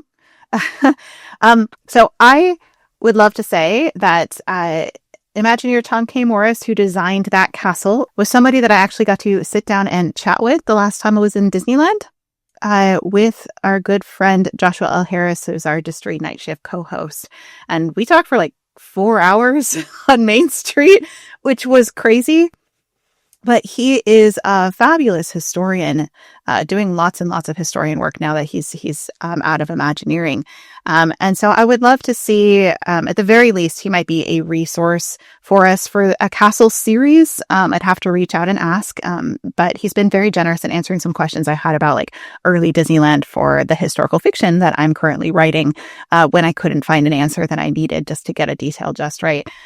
So if not, perhaps having him on it as a guest on the podcast, if he'd be willing to do it. If not that, maybe he'd at least be a good resource to explain some of his design work on that castle and all of the work that went into it. So that's my hope, is that we do a castle series and perhaps get that. But we haven't quite scheduled anything yet for it, if that's what you're asking. I love looking at hub structures, and the way that this one is easily the prettiest castle to me, like no question. But then I also would say, and this has nothing to do with castles, but kind of, is I would love to at one point cover the Cinderella Castle Mystery Tour that was in Tokyo Disneyland, and it was horrifying. It was like one of the scariest attractions. It was like a walkthrough tour that they gave. Yeah. So like, much like there is a self-guided tour in the base of Disneyland Paris, this was an actual walkthrough attraction with a horned king from the Black Cauldron, and it was mad scary. They had to like put out crazy disclaimers to kids that like, don't bring your children on this. This is what Kirk looks like when you talk about cobblestone. And that's everybody below the cauldron is the people who called it cobblestone, and it really was Belgian block. And I'm like, I will feast on your bones. Yeah. Hey, yo, did you hear they used to have cobblestone here? And then I just turned into the Horned King. In any case, yes, we would love to cover the castles. I think. Oh my God, dude, that is so funny. That is funny, dude. Okay, our next question is actually another audio question from Logan. Here's Logan's audio question. Hi, I'm Logan. I'm from Salt Lake City, and my question is about BeatlesLand. How much is there really known about it? And was it going to be like a popular thing when it was done? Define popular because they never built it. It's hard to guess, but people really love the Beatles. My mom was a huge Beatles fan and has like memorabilia and stuff from it. So yeah. So in 2003, Dick Clark delivered a videotape proposal to Michael Eisner on behalf of the Dick Clark production archivist Jeff James, and the proposal was to create something that was called BeatlesLand. It was a complete year-long retheming of Disneyland to celebrate the 40th anniversary of the Beatles' 1964 arrival in the United States. Although Disney ultimately passed on the project to focus on Disneyland's upcoming 50th anniversary over the Beatles' anniversary, the pitch still represents one of the most ambitious crossover proposals in park history. So the idea came about through Jeff James, a 38-year veteran of Dick Clark Productions, and he was a steward of Clark's massive media archive. And James noted, Dick never managed to get the Beatles on American Bandstand. For Dick Clark, the man who was present for nearly every great moment in pop history music, the Beatles were the one that got away. And in terms of Disneyland, James wrote, I'm always thinking in terms of square pegs and square holes, and there's no better peg for Beatles/Disneyland mix than the Yellow Submarines. Oh, yeah. So we actually do get several of these really cool, like, concept art posters. Oh, that is cool. So it's BeatlesLand, Finding Ringo, Yellow Submarine Voyage, I'd Like to Be Under the Sea. There's Discover the Continuing Adventures of Bungalow Bill, and this would have been for the Jungle Cruise. Huh. Interesting. The Great Moments with Mr. Lennon. Oh my gosh. Crazy, right? That's wild. All You Need Is Love, and this is for It's a Small World. Oh, love is all you need. Oh, I love that. Yeah, and there was also going to be, so they had proposed like music that would go with these two. Here, let me pull back the Yellow Submarine because it's the most iconic one. So the overlay was going to be for Finding Nemo, Submarine Voyage was going to be Yellow Submarine, Autopia was going to be Drive My Car, Rocket Jets was going to be Jet by Paul McCartney, Alice in Wonderland was going to be I Am the Walrus, Dumbo was going to be Free as a Bird. Jungle Cruise was going to be the continuing story of Bungalow Bill. Matterhorn Bobsleds was going to be Help, I Need Somebody Help. Oh my gosh. Isn't that great? That's amazing. Space Mountain was going to be Revolution. Critter Country was going to be Norwegian Wood. It's a Small World was All You Need Is Love. Great Moments with Mr. Lennon we did. And then Star Tours was going to be Ringo Star Tours. We couldn't come up with anything clever for that. They're like, whatever. That's the best they could. That's the best they could. Now, this isn't the first time that they've attempted to try to have some sort of collaboration with the Beatles. Back in 1967 for animation history, there was 4 shaggy-haired Liverpool accented vultures named Buzzy, Flaps, Ziggy, and Dizzy that were modeled off the Beatles. And they attempted to try to get the band to voice them, but John Lennon reportedly turned down the offer. And then in America Sings, there was also some of these. The mop top haired hippie stork was supposed to be modeled directly after John Lennon. Yeah, so he looks like him. Wow, honestly, that sounds amazing. Yeah, I wouldn't want it for a long time. If it was like a couple months, like that's all. Like, and then because it's Disneyland, I don't need all the things. But this is yeah. Yeah, I mean, I think it would have been cool. I mean, because it's just like I think the music would have really fit well. I think just the timing, because the 50th is so much more important and overshadowing the 40th anniversary. I still think this is a viable option if they ever wanted to do something. But what a cool idea! I love it. Yeah. Okay. Let's move on to our next question. This is from Ken from Orange County, California. It says, hey, Kate and Kirk, when was your first visit to a Disney park and which park was it? what was that turning point in your life that got you so interested in Disney park history? I'll let you go first, Kirk. This is little me. This is, I probably was maybe 5, I'd say, or maybe 6.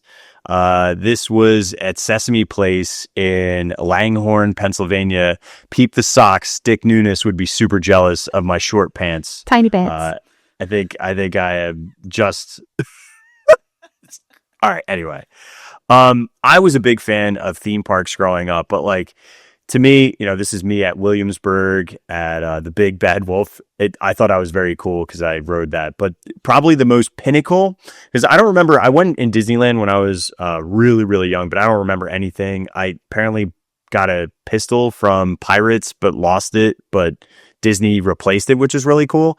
Like my mom talked to guest services and just like magically mine showed up. Do you know what I mean? Which is awesome. That's like good Disney magic, right? Yeah. But this was the most pinnacle trip for me. Is we stayed, my parents went way over the top. Like back then, I think the Polynesian was like $400 and I was like maybe 8. And I thought it was the coolest thing ever because our room overlooked the Seven Seas Lagoon, and we had turn down service when they still did chocolate little Mickey headed coins. Oh, and yeah. we also had concierge. Now this is a DVC, like, one of those like offices, but this used to be a concierge. I thought it was so cool because I could go down and get pog juice and croissants for free. I thought I was like the man. And that's my dad, and that's where we stayed at was Wait, you're Tonga. too zoomed in for this picture. Oh, hang on. Yeah. I'm not zoomed in though, which is weird. Ooh, I think no, this is just how crappy the picture is, Kate. This is how. Welcome to crappy photography, Kate. This is not. I remember it. You can't fix bad. This is as good. Yeah, so that's my dad. That's my sister. That's me on this same trip. That's us on the same trip. So Magic Kingdom with Dopey. And I remember doing the Honey, I Shrunk the Audience. Where's your Honey, head? I Shrunk the Your head's Playground at Studios. And just, I fell in love with the parks then. And we didn't really go to Disney a lot as a family. We would go more to like a Sesame Place or a Dorney Park, or I even have a picture of me at Hershey Park with my mom and my dad. Yeah. And there's when I felt like I was really tall because I could go on the Super Duper Looper because I was the size of a Twizzler. I love it. So I just, for me, what I fell in love with that you wouldn't find at a Hershey Park, like our local parks, is like dramatic storytelling. So like the Big Bad Wolf was cool because it actually told a story of that, that big wolf going after a Alpengeist style town, like Germanic town. You don't really get those stories in the local parks, your Six Flags, your Cedar Points, like you really don't see it. So for me, Disney, I think that's why I like dark rides so much, is I just fell in love with Pirates and Haunted Mansion and the way that they told their stories. You saw good versus evil. You saw triumph, and like Snow White and the Seven Dwarfs was so impactful to me as a kid, and a dark ride and Mr. Toad's, like those. I got to experience all of those that trip in the Magic Kingdom, and for me, I was hooked on Disney and storytelling attractions. And as much as I enjoy roller coasters and amusement parks, theme parks and Disney was it for me. I love it. Yeah. Well, for me, I actually have footage of me when I was 2 in Disneyland from my pappy, my grandpa. He had a huge like beta recorder that he had because this was 1986. So now you know how old I am. But he had this giant recorder and he took it everywhere in Disneyland. So I have all this footage of me and my family, and I'm like 2 waving from the carousel with my grandma and inside Dumbo. And I also have one of like Donald stealing my hat, like the ones with the little squeaker bills. He stole it and got really angry, and then I got really upset that he took my hat and then he gave it back. But I only went to Disneyland a couple of times. I went when I was 2, I think 6, 11, and 14. Those are like my childhood trips to Disneyland. And I think it was probably around when I was like 14, I started to like, I always loved it. It was always such a magical place. I just didn't get to go that often. And so it was like so magical when I went there because it was so rare for me to get to go.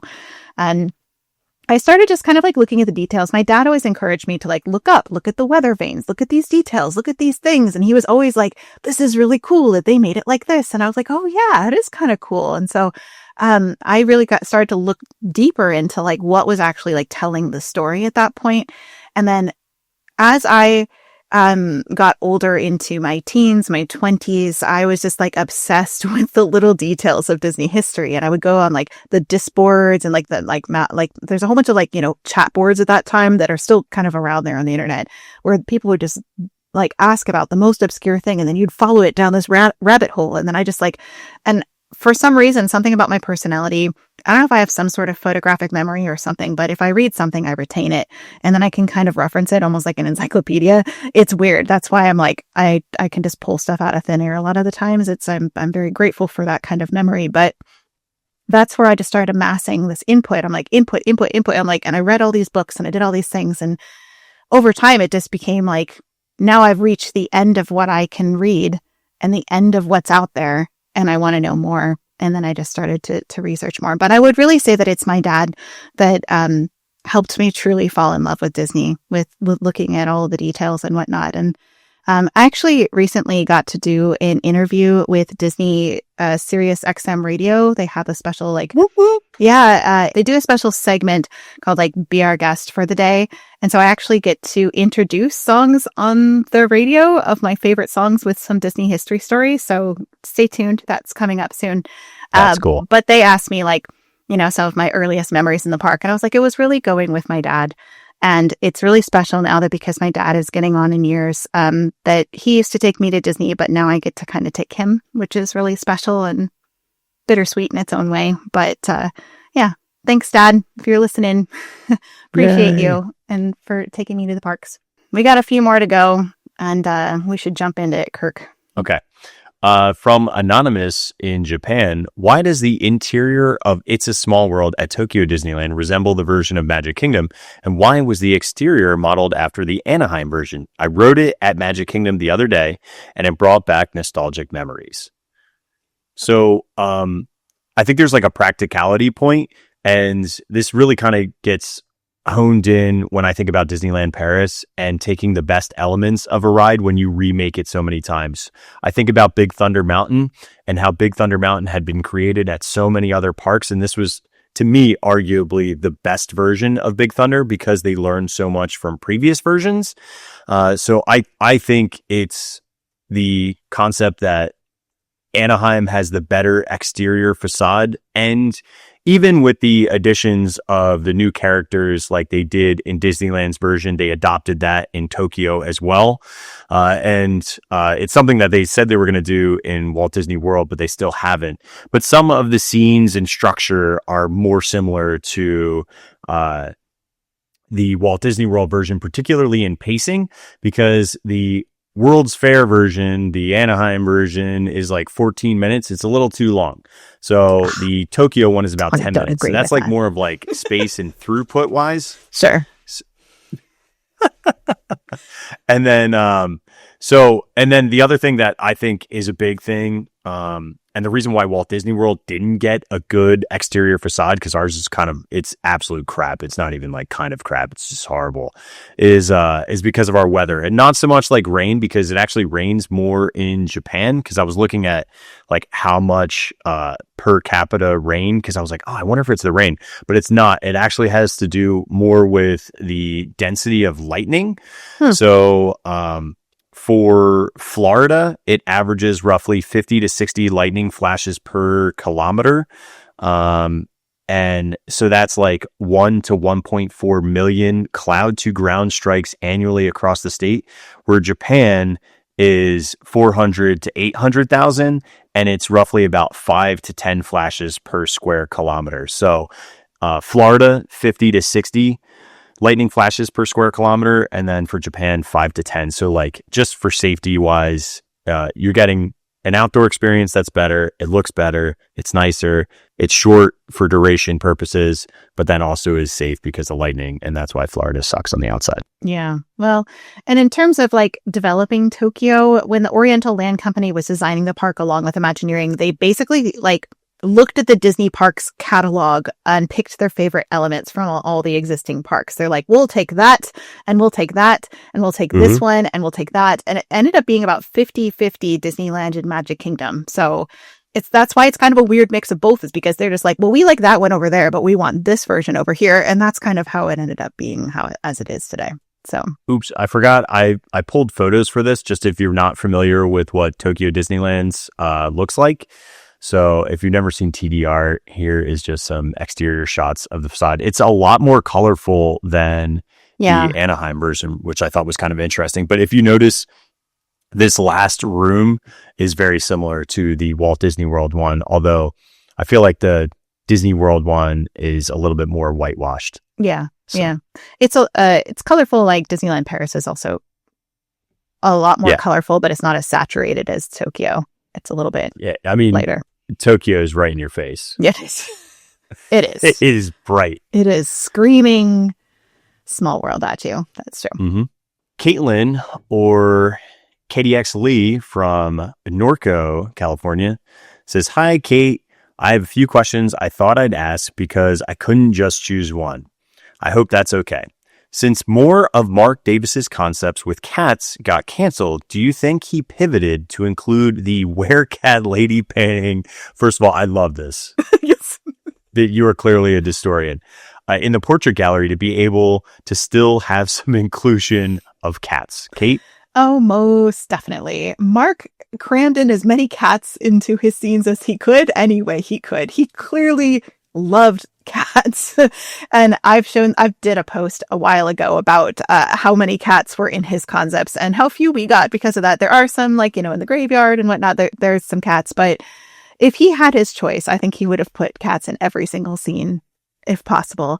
And so it doesn't surprise me that, he probably did include, I don't know if he pivoted to include them in these paintings, but he definitely just like wanted as many cats as he could get. I think is it, Yeah. I love cats. I love every kind of cat. Okay. The next question from Caitlin is the woman at the head of the table in Disneyland's Haunted Mansion supposed to be a nod to the woman sitting on top of her husband's grave in the stretching room, since they have the same hair? I have thoughts about this, but Kirk, why don't you take this one and talk about it a little bit? Okay. So, in my opinion, no. But there is some connection, marginally, just to the style of hair. So if you look at the stretching room portraits, because you got to remember that now we look at this character as Constance Hatchaway, but when it first started, the origin was Abigail Pate Cleaver, sorry. Yeah. But the woman in the Grand Hall is known as the birthday girl or birthday ghost, but their hair is very similar. So if you look at the top, like it's not a beehive. I inappropriately, in my like misguided thought that this is a beehive, very different. Beehive is like more like Marge Simpson, where it's like, it's all together, but this is kind of like tiered. And this would be a Gibson style, which was a 1908 French style of braiding. And you could see like it's tiered. It's like a trifle. It's like a cake. It's like the Gibson Girl ice cream parlor on Main Street. Same kind of thing. The Gibson Girls were a thing. Exactly. Yeah. Mm-hmm. So similar hairstyle, but not this, obviously not the same person, but very similar. I mean, you could see this is the one from the Grand Hall, and she's blowing out the birthday candles, and her hair is like bright red, where if we look at the stretching room portraits, it's always been black and then turned into gray. So, but similar style. I think this one is a little, they're both fancy. But the one is clearly like an updo, it's like because she's the birthday girl, where the other one is more of like a subtle pomp and circumstance kind of vibe for the French Gibson girl hairstyle. And she does look younger in this one too. For the birthday girl looks a lot younger. Yeah, it's not the same person at all. Yeah, but it's a good question. I like that. Mm-hmm. And then there's one more question from Caitlin. And it is, where did Alice Davis get her inspiration and research for pirates? You remember Alice Davis did the costume for Pirates of the Caribbean. And honestly, she said herself that she relied heavily on her husband, Mark Davis's sketches and tried to follow them as closely as she could. That's what, this is some images from her research binder for that. And you'll see she basically just has pictures, Mark Davis's concept art pictures, and then the numbers you see on it are figure numbers for each individual figurine always has a number that's associated with it. And then it says like long sleeve for this and this number and whatnot. So she made her own notes to go along with it. But her binder itself just has all of Mark Davis's sketches. And then she turned those into costumes. And that's essentially all it was. Now, she did use her knowledge of like fabrics and coordination of colors and all that to tell the story as well. I think that's where her creativity came into play, because she talks about them being in groups of colors and how critical it is that they maintain those, because it's part of the overall cohesiveness of the scene and the storytelling. And some of that was inspired by Mark, and some of it she kind of made it her own. But regardless, her ideas were just directly pulled from Mark, and that's what she has said as well. Baptiste from Paris, France. Hi, love the podcast. I'm specifically amazed by your capacity to find high-resolution, rare concept arts. The Tower of Terror series was fabulous. Well, that's courtesy of Kate and her connections, and of course, Joshua L. Harris. I have a question regarding the ongoing Pirates of the Caribbean series. To me, besides Coates' brilliant set design and Davis's characters, what makes the ride great is the music. I agree. I think it's so overlooked how important and how foundational for a ride the original score is. Beyond Yo-Ho, the 3 cue tracks, Pirate Overture, Scare Me Music, and Fortune Red, Pirate Arcade, are beyond masterpieces. There's not so much information online about George Brunn's work specifically on those 3 tracks, and I was wondering if you had any pieces of history or knowledge about them, their making, or even comments about the music itself. Kate, I seem to remember your husband is knowledgeable on the subject. I think the music on Pirates of the Caribbean deserves a standalone episode. What do you think? Smiley face. Best to you both. Well, Baptiste, I would say I'm not sure we have the time to do an entire episode just on the music. But I will say, yes, we can dig deeper into the music for Pirates of the Caribbean. And I don't want to do it in this episode just because it would take a lot of time and there's already so many questions to do. But I asked Elliot, and he is willing to help us dig a little deeper into the scores and what is happening with the music that makes us feel a certain way, and the orchestration and all of that. And also Joshua L. Harris is a Disney soundtrack preservationist. He'll give us his input as well into the history of it and what we know about the composers, because he's had a connection with a lot of people that even maybe knew composers there. So stay tuned. We're going to put some more music in Pirates of the Caribbean for you. I'm not sure which episode yet, but Kirk and I will figure that out. So put a pin in it and we'll deep dive into it because it's too long to tackle right now. Yes. Next question is from Sydney Sunsback from Georgetown, Texas. How did the Disney College program turn from a niche management internship to the essential backbone for Disney labor? How do you think this has changed the dynamic of the cast member culture? Kirk, this is a good question for you, I think. Yeah, this is like a real businessy question. Yes. let's nerd out on business. So actually, Disney has a really great website for this. So you can go to disney.com/Disney Program Experience/history, and they have an entire huge timeline. And in fact, when you go and you do your like Disney College program orientation, they'll go through a lot of this, which is really cool. But it essentially is gets launched. The program gets launched in 1981 because there is a massive expansion going on with the parks. You know, because you have Magic Kingdom, Epcot, MGM, Animal Kingdom, all the resorts. They needed a ton of entry level staff just to get people to have like little specialized roles. So they started doing also Disney Magic Kingdom college programs, and they had courses on there, particularly for specialized management seminars for operational roles like quick service, food and beverage, merchandise, custodial, and ride operations. They also open at this time the dedicated complexes on Vista Way in 1988, and Flamingo Crossings, which is still super popular today in 2021, which allowed Disney to build a self-contained ecosystem and housing conditional on employment. And Disney maintains this structural like leverage, like meaning they could fire you and kick you out of housing within days, which is crazy. Yeah. There is some behavior here that happens with the college program that's a little bit darker than you think. Like, this is actually a really interesting story for a much later date. But, yeah. But the housing's conditional on your employment, but there is some flexibility in the scheduling. So you can pick and choose when you work, which is really nice. It works really well for young folks who want to like pick up a shift, but they also are non-unionized work. So they also are scheduled for really crappy shifts. So like the late after hours events, late party nights, major holidays, things that like full-time seniority staff typically avoid. Right. But then there's this now split natural divide between college program kids who are working there and stat folks who are like static or permanent folks. Yeah. Making like CPs like more transient. And even though they're like, this is one of the key reasons why they try to house everybody together, is it makes you feel less lonely because you're surrounded by all people in a similar behavior and feeling and plan. Like, you keep everybody together. That way you can naturally like make new friends as people rotate in and out of the program consistently. The other thing is, because this is a temporary position, you're getting like an influx of pixie dust every time a new CP comes in, because they're like so excited and so happy for like those first couple of weeks or first couple of months, and then that like exuberance wanes, and then you kick them out and you get a new batch. And that, every time you can feel it when you go there too. You know when it's the end of the cycle or it's a new cycle. Right. You know exactly when new folks are here because they're smiling at you. Mm-hmm. They're friendly. They want to chat.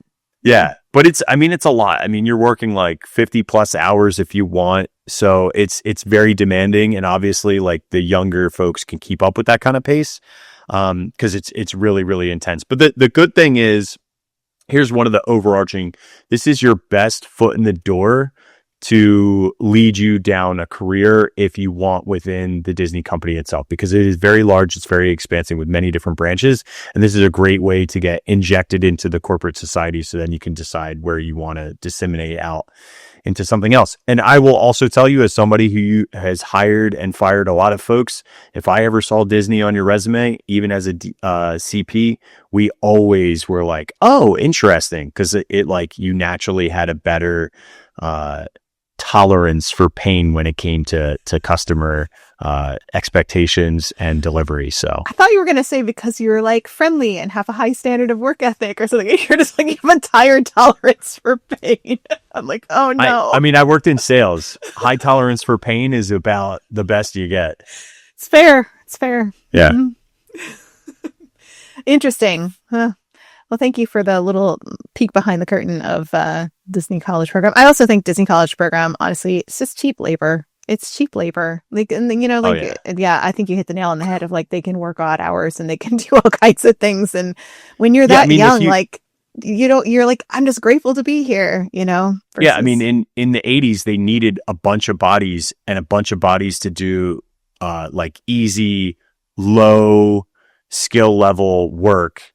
And they needed a lot of them. Yeah. So this was like a very affordable way to do that. But then again, like people want to come down here and do the college program and then they dip out. So like, again, you're getting a high enthusiasm for a short temporary period, and they don't unionize and they don't need crazy benefits. They just want to have a fun time for a couple of months. Perfect. Joshua L. Harris is in our chat and says, as an ex-cast member, Kirk is right about the pain. Thanks, Joshua. Yeah, dude, you guys know. I'm telling you, if I saw Disney on your resume, you were like top of my list of someone to hire, because you went through rigorous training and exercises, but then you also went through a lot of reps for some of the most demanding folks that you'll ever deal with that aren't really real world folks. So, yeah, right. Yeah. Our next question is an audio question. So I'm going to just cue this up. Hello, Distory. My name is JJ Crespo, and I am from Jupiter, Florida. And I have 2 topics that I have to ask. You can choose either or. The first one is the totem poles outside of Big Thunder Mountain at Walt Disney World. Where did they go? Why were they there? And will they return? The second one is Piston Peak. Is that the closest that we will ever get to Mark Davis's Thunder Mesa? I want to thank you both for all that you do. My girlfriend, Kaylee, who is from Oregon, we listen to your podcast and just love everything you do. Happy 200th episode, and want to give a shout out to Josh with E82 as well. Thank you so much.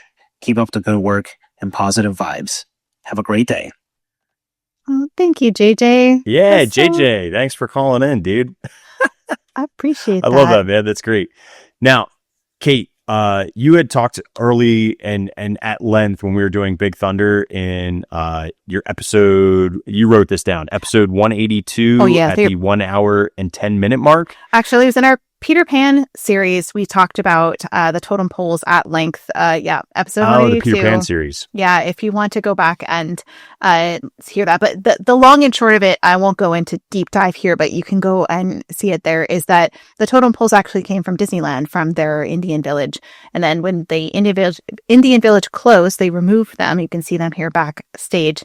And then they basically needed things to decorate Magic Kingdom, and they were kind of on a budget. So they just pulled it from Disneyland and then plugged them into around the rivers of America. And that's what you saw there. So that's where they came from. Kirk, do you want to speak to what's going on with them now? Yeah, they took them out for the installation and grading for Piston Peak. I don't believe that they've been destroyed. I imagine that they probably returned because Piston Peak has this natural park look and feel to it. So this would fit somewhere as to be like an indigenous tribe of Piston Peak who inhabited prior to becoming like a state park.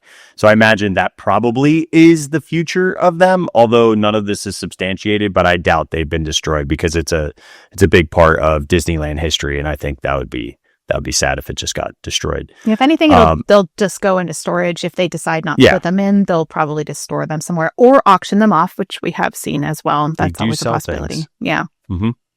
Yeah. Do you want me to read my actual response for this one?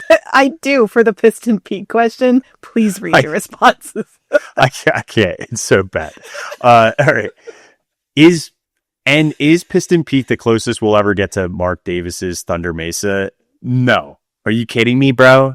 You will never get Thunder Mesa unless you go to Disneyland Paris and experience somewhat of what they've built for Thunder Mesa. And then the closest real ride experience is probably the very last section of the Phantom Manor when you're actually out in the Thunder Mesa area, and they have some gags and stuff in the ghost town, like that Frontiers. That's the closest we ever are going to get, because we were stolen from the concept of being able to have a water ride in Frontierland by Splash Mountain and now Tiana's Bayou. So they're never going to retheme that or create a new one off of Mark Davis's concept. Although I would love that. I wish it could be like, you know what, dude, Piston Peak is going to have its Cars Land, but it's also going to have a Thunder Mesa boat ride. But it just makes no sense within the concept of using Cars Land and IP, sadly. But no, yeah, it's and is Piston Peak going to be great?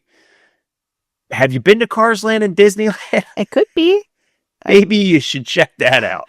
It is pretty great in Disneyland. I will say I have a lot of mixed feelings because of the Rivers of America, but it could be great. So I'm not. I don't know. We won't know until it opens, and then we can make our decisions about things. I think you need to know what the ride system is to really feel like, okay, this could homogeneously really work, and plus seeing what the landscaping and build out looks like. Yeah.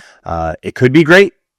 So I'm hopeful. Yeah. But I do think that is the closest we will ever get to some sort of mountain structure that is going to be there. Yes, I think that is true. I don't think we will ever see Thunder Mesa outside of Disneyland Paris. I think it's done. It's in the grave. Yep. It's gone. And I'm sad about that, but it is what it is. I think Big Thunder was the death of Thunder Mesa, and he was just like, Tony Baxter made it so they could add on, right? They could add on all these other things later, and they're just like, nah, this is good enough. We're good. And that was the death of the Thunder Mesa concept. But Yeah. In any case, let's move on. This question is from Morgan from Denver, Colorado.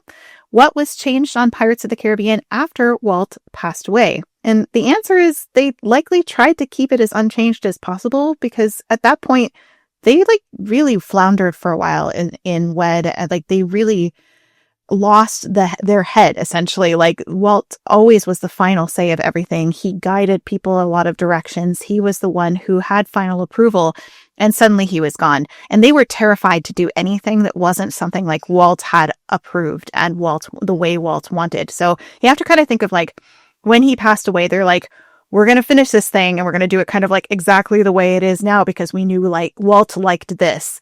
And so I don't think that they changed very much at all. I haven't seen anything that suggested they made any drastic changes after he passed. That's what I got. So, okay. Joey from Southern California asks, do you have any background info or insight regarding the history of Big Thunder Ranch? I have such distinct memories there from childhood and realized I have no idea when it came to be or how, just that it's obviously no longer there now. Kate? now I have met Joey in real life in Disneyland. Very, very awesome. sweet human, and such a huge supporter of Distory. So thank you, Joey, for submitting a question and for hanging out with us so much. But I have memories at Big Thunder Ranch too. I think in that footage of when I was 2, I'm like petting some animals in the ranch. So I would love to do a full episode about this sometime, just to kind of maybe like add on to our Big Thunder series. But the concept of Big Thunder Ranch was suggested in 1984 by Dan Stark, who was the area supervisor for the Circle D at the time, where they housed the animals for the park. And he basically was just like, we need more space for more animals, and this is a good way to do it. Basically, they recreated an 1880s working horse ranch, which had a petting area, a ranch house, a stable, and outdoor restaurant. The pony farm, though, had existed even before Disneyland opened. Owen Pope and his wife Dolly were hired in 1951 to start putting livestock together for a future park. They lived in a trailer at the studio at first, and then when Disneyland was being constructed, they gave them their choice of houses being moved to the property. And this is their original house and its original location. They moved there 3 days before Disneyland opened and were Disneyland's only residents. They had a 10-acre pony farm where guests could pet some of the horses, the goats and sheep, and watch a blacksmith or harness maker at work in Big Thunder Ranch is what I'm talking about here. They could also visit a ranch house log cabin. But anyway, they also had, so this shows the plans for Big Thunder Ranch a little bit. This is the illustrative site plan, so you can see what it was supposed to look like and how it was laid out. And then this is the sign for it, home of the happiest horses on earth, was Big Thunder Ranch. And they also had, this is the crew that worked there who was taking care of the horses in their little plaid shirts. It reminds me a lot of the Fort Wilderness, ranch with the horses there. This is the petting area with a whole bunch of goats and sheep and stuff that you could pet. And I do remember doing that. I have memories of that. These are the architectural plans for the ranch house that they had there. Just kind of a recreation of what those houses would have looked like out on the in the Old West and whatnot. It was basically a log cabin. Again, Fort Wilderness vibes. And then one of the best things, though, Kirk, was Mickey Moo. Do you know about Mickey Moo? I don't. Mickey Moo was a cow that had a Mickey-shaped mark on them. Oh, no way. Yeah. There's a little nod to Mickey Moo if you're on Center Street in Disneyland. There's a cow somewhere there that has a little tiny Mickey on it, and a little nod to Mickey Moo. But so Mickey Moo was a resident there for a little while. But the highlight for me, and I'm sure for you too, Kirk, I don't know if you got to experience this when you went, but the all-you-can-eat American-style barbecue menu was the best. And you would have... That's awesome. Yeah, like chicken, pork, sausage, ribs, beans, corn on the cob, cornbread, coleslaw, lemonade, and fruit cobbler, and it was so good. This was like my dad's favorite place to eat in the Disney parks, and he was devastated when it closed because he loves ribs.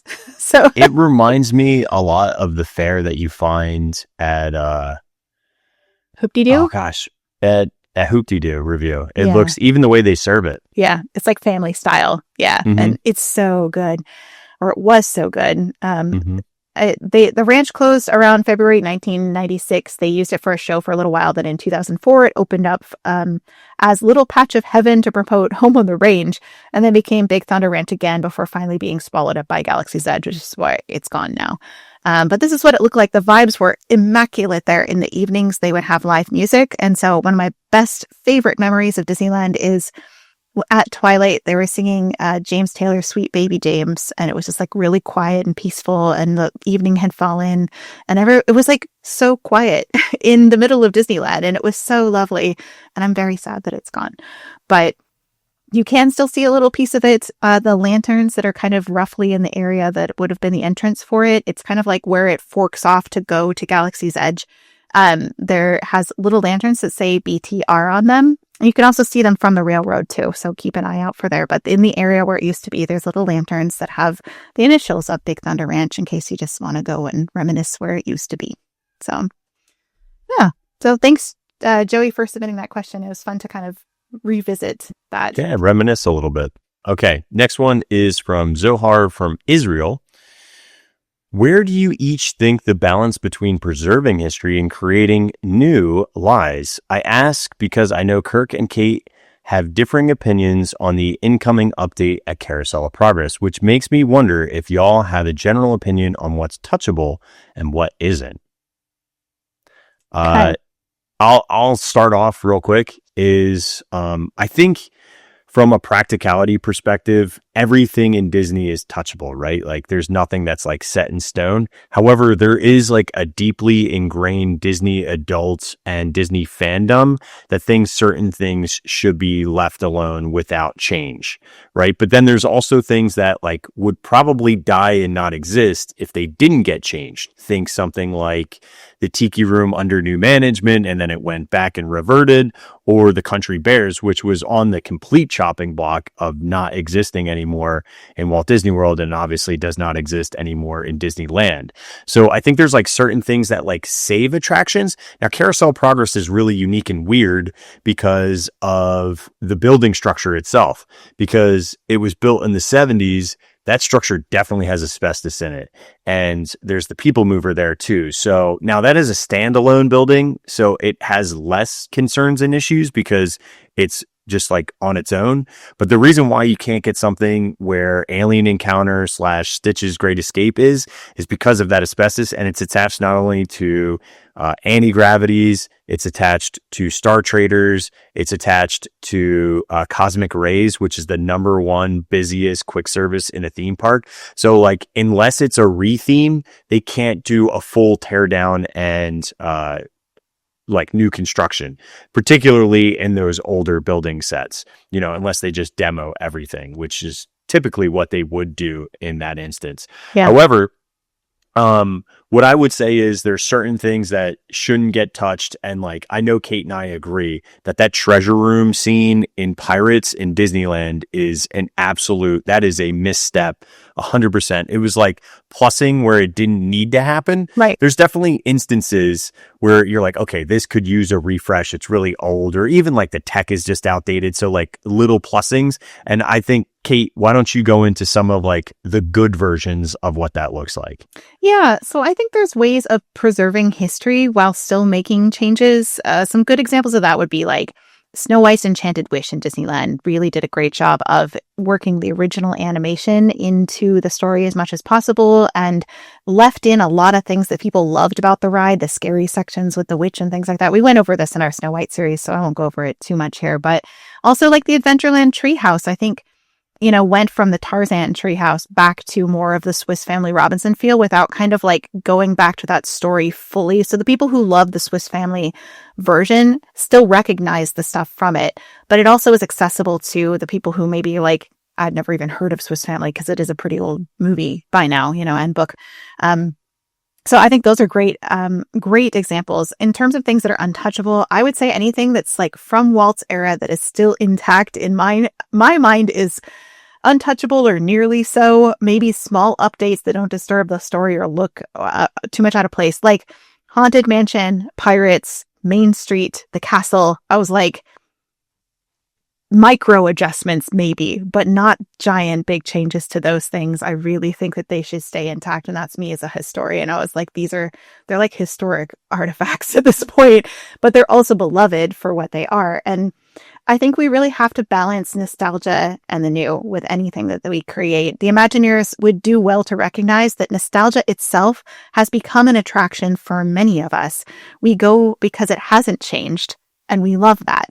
We get to go visit it like we did when we were 2, or when we were with our grandma or our mom or our dad or our best friend or whatever, we get to go and experience it the exact same way it was before. And that actually is an asset. So nostalgia is one of Disney's most valuable assets. And I think it's the one that they value the least.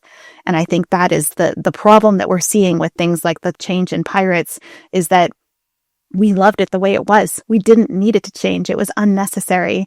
But besides all the other things about it, technology and yada, yada, yada, there's a whole bunch of reasons. We talked about on Distory Night Shift for a long time. But the fact that we love that it hasn't changed. That for us is one of the reasons we go. And I really wish that the Imagineers would kind of embrace some of that. Doesn't mean that we can't have change. Doesn't mean we can't, fix things here and there or make things a little bit prettier or whatever, but there's a way to do it that balances old and new. And I think that is one that they sometimes get right and sometimes don't.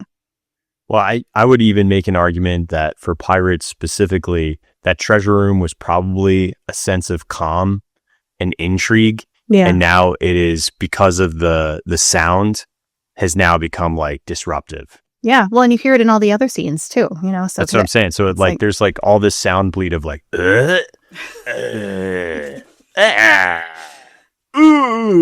saying that's not peaceful? yeah, like I just want to hear. Yes, yeah, and dead men tell no tales. Mm-hmm. That's what I want. Mm-hmm. That's all we ever want. It was a good question, though. Thank you, Zohar, for that one. It's a great question. Yeah. Okay, so the next one is from David, aka Tiki Mac from California. What is one attraction across any and all parks that you think represents Walt's vision best? For me, it would be Storybook Land. Storybook Land is a simple, relaxing ride that tells a tale from the second you see Monstro till the end as you pray the boat doesn't tip over. It brings nostalgia, storytelling, and ambiance all in one delightful package. It is the only ride I am disappointed to not ride whenever I visit. So, what do you think, Kirk? I love that. I love that you have a ride that you have to ride every time you go. And I feel like all of us have that for a multitude of reasons. And Storybook Canal Boats is a very fun one. But I will openly admit that I'm not as good putting myself in Walt's shoes. So I'm going to pick what I would find is the most obvious, which would be the Disneyland Railroad. The dude was obsessed with trains. Like everything about trains was like his jam. Yeah. From his backyard, Carrollwood Pacific Railroad with the Lily Bell. Herb Ryman's original concept art started with the train circling all the way back, and it was like pluming smoke out the top. The train station itself serves as the stage setting or the curtain, and you actually have to go through the curtain to be able to see the show. And obviously that's why you have those coming attraction posters. So for me, the sounds, everything about that with the train to me is like great scene placement. Walt absolutely adored it. And it was like kind of like he would do it if he didn't have the theme park. Do you know what I mean? Yeah. It's hard to beat Walt Disney and the railroad. And because that, honestly, I think he would have been happy if all they had was the train. But he also really loved, Peter Pan's Flight. It's really like an impossible question to choose because almost all of classic Disneyland is part of Walt in some way. As Van Frans put it, Disneyland is the map to Walt's mind. Like it really was. He's like, this is just like a corner of Walt over here and a different part of his personality over here. They were all parts of who he was. It was very, very hard to choose which one you'd like. I do think that he really would have loved Pirates of the Caribbean and the whole of New Orleans Square as quintessentially Walt in many ways. Like with with Pirates of the Caribbean, the ride's entertaining with some thrilling elements. It's also educational and incorporated new technology. And it was adventurous and made you feel like a little kid. So I feel like that's Walt's all over. And I'm sad that he never got to see the full finished version of it. But like New Orleans Square as a whole had educational shops, an immersive atmosphere, a luxury feel, but was open to everyone because he was all about making sure everybody had access to the luxury. And the Mark Twain Riverboat, he had his 30th anniversary with Lillian on that, and it was really special to him. So it's impossible to choose, honestly. I think Storybook Land is a great one as well in terms of how much he loved miniatures and the atmosphere of that one as well. But for those of you who are not like Disneyland regulars, the Storybook Land canal boats, it really is almost like it feels free floating as a boat. But if you don't, both sides of the boat don't stand up and like sit down together, you can actually like tip it over. And that's why he's like talking about praying the boat doesn't tip over. So, but anyway, that's a great question, Tiki Mac. Thank you for letting us think about Walt a little bit and how he would think about it. So, yeah. All right. Our next one is going to be our last audio one. And this comes from Jackie, aka the host of Mom Street USA podcast. Yeah, which I actually got to start the Mom Street USA podcast with Jackie, and I had to step away from it just because I was overwhelmed with work with Distory and everything else. But really great podcast for Disney planning, Disney parks planning, if you are looking for something like that. But why don't you give us the audio question there, Kirk? Hi, Kate and Kirk. It's Jackie. First of all, congratulations on 200 episodes of Distory. That is absolutely amazing. It's been so much fun following you guys through this journey. I love it so much. I'm so proud of you guys. So my question is, if Walt were still around, what IP that exists in the parks do you think absolutely would not exist because he were still around and he would have totally vetoed it? And what IP do you think would still be in the parks that is currently not in the parks if Walt were still around? Okay. Thank you, Jackie. Yeah, it's a great question. So for me, it's Marvel. Marvel is like superheroes is like such wedged in IP for the sake of a cash grab if I've ever seen one in the Disney parks, particularly in DCA. I'm not saying that it's not like brilliantly executed and really immersive and very fun or delicious, dude. Pim's Test Kitchen is like one of my favorite places to eat. Oh my gosh, wait till you go to the one in Paris. It's the best Disney restaurant I've been to. It's like a buffet. Yeah, of stuff. It's fantastic. So, but the problem that I have with Marvel is that it's too cynical, it's too gritty, it's too violent, it's too deeply tied to like real world geography and places.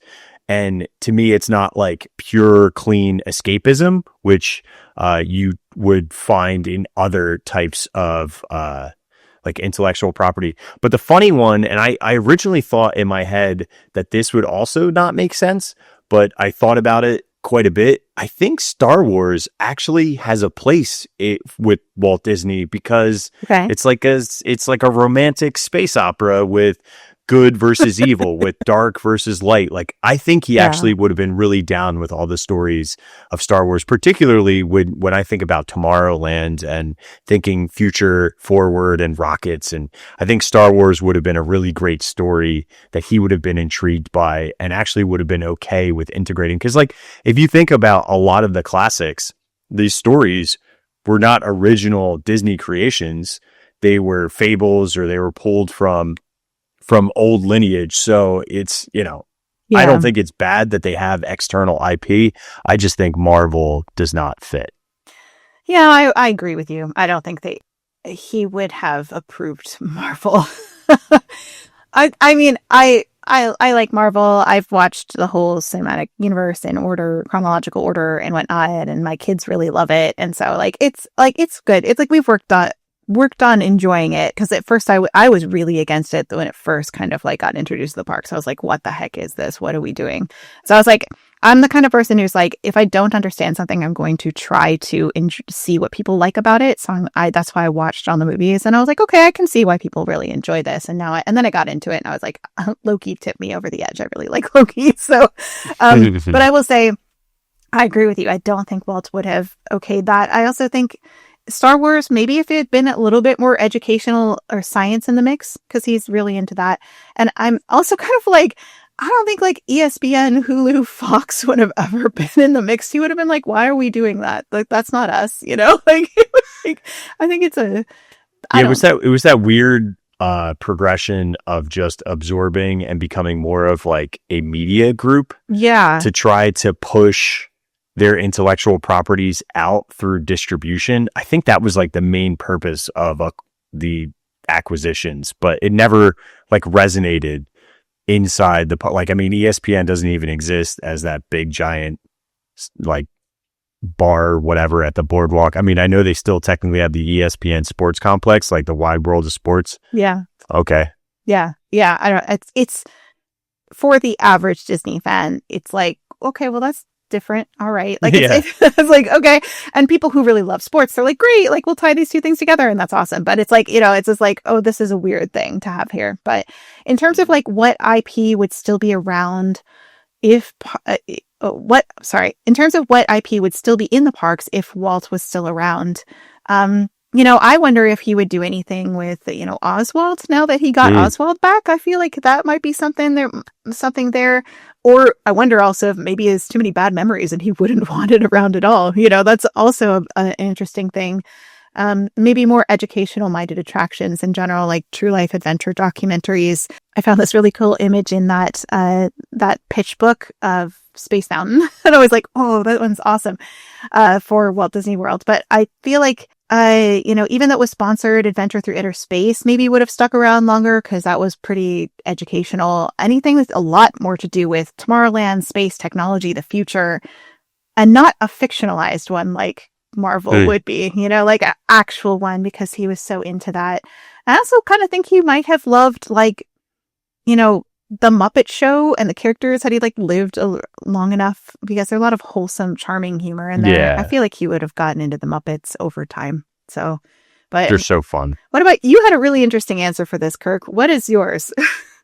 I went with 20,000 Leagues Under the Sea because he was obsessed with like the iconography of that, and I view the ocean, and I know he viewed the ocean as like the land's version or water version of space, because it's like all encompassing. It's so wide open and expanding, and there's so much that hasn't been explored. Yeah. So, but then also like the love of the live action game, because this was such a financial, like potential risk to ruin move to create that film. Yeah. But then it won the 2 Academy Awards, Best Special Effects and Best Art Direction as a live action.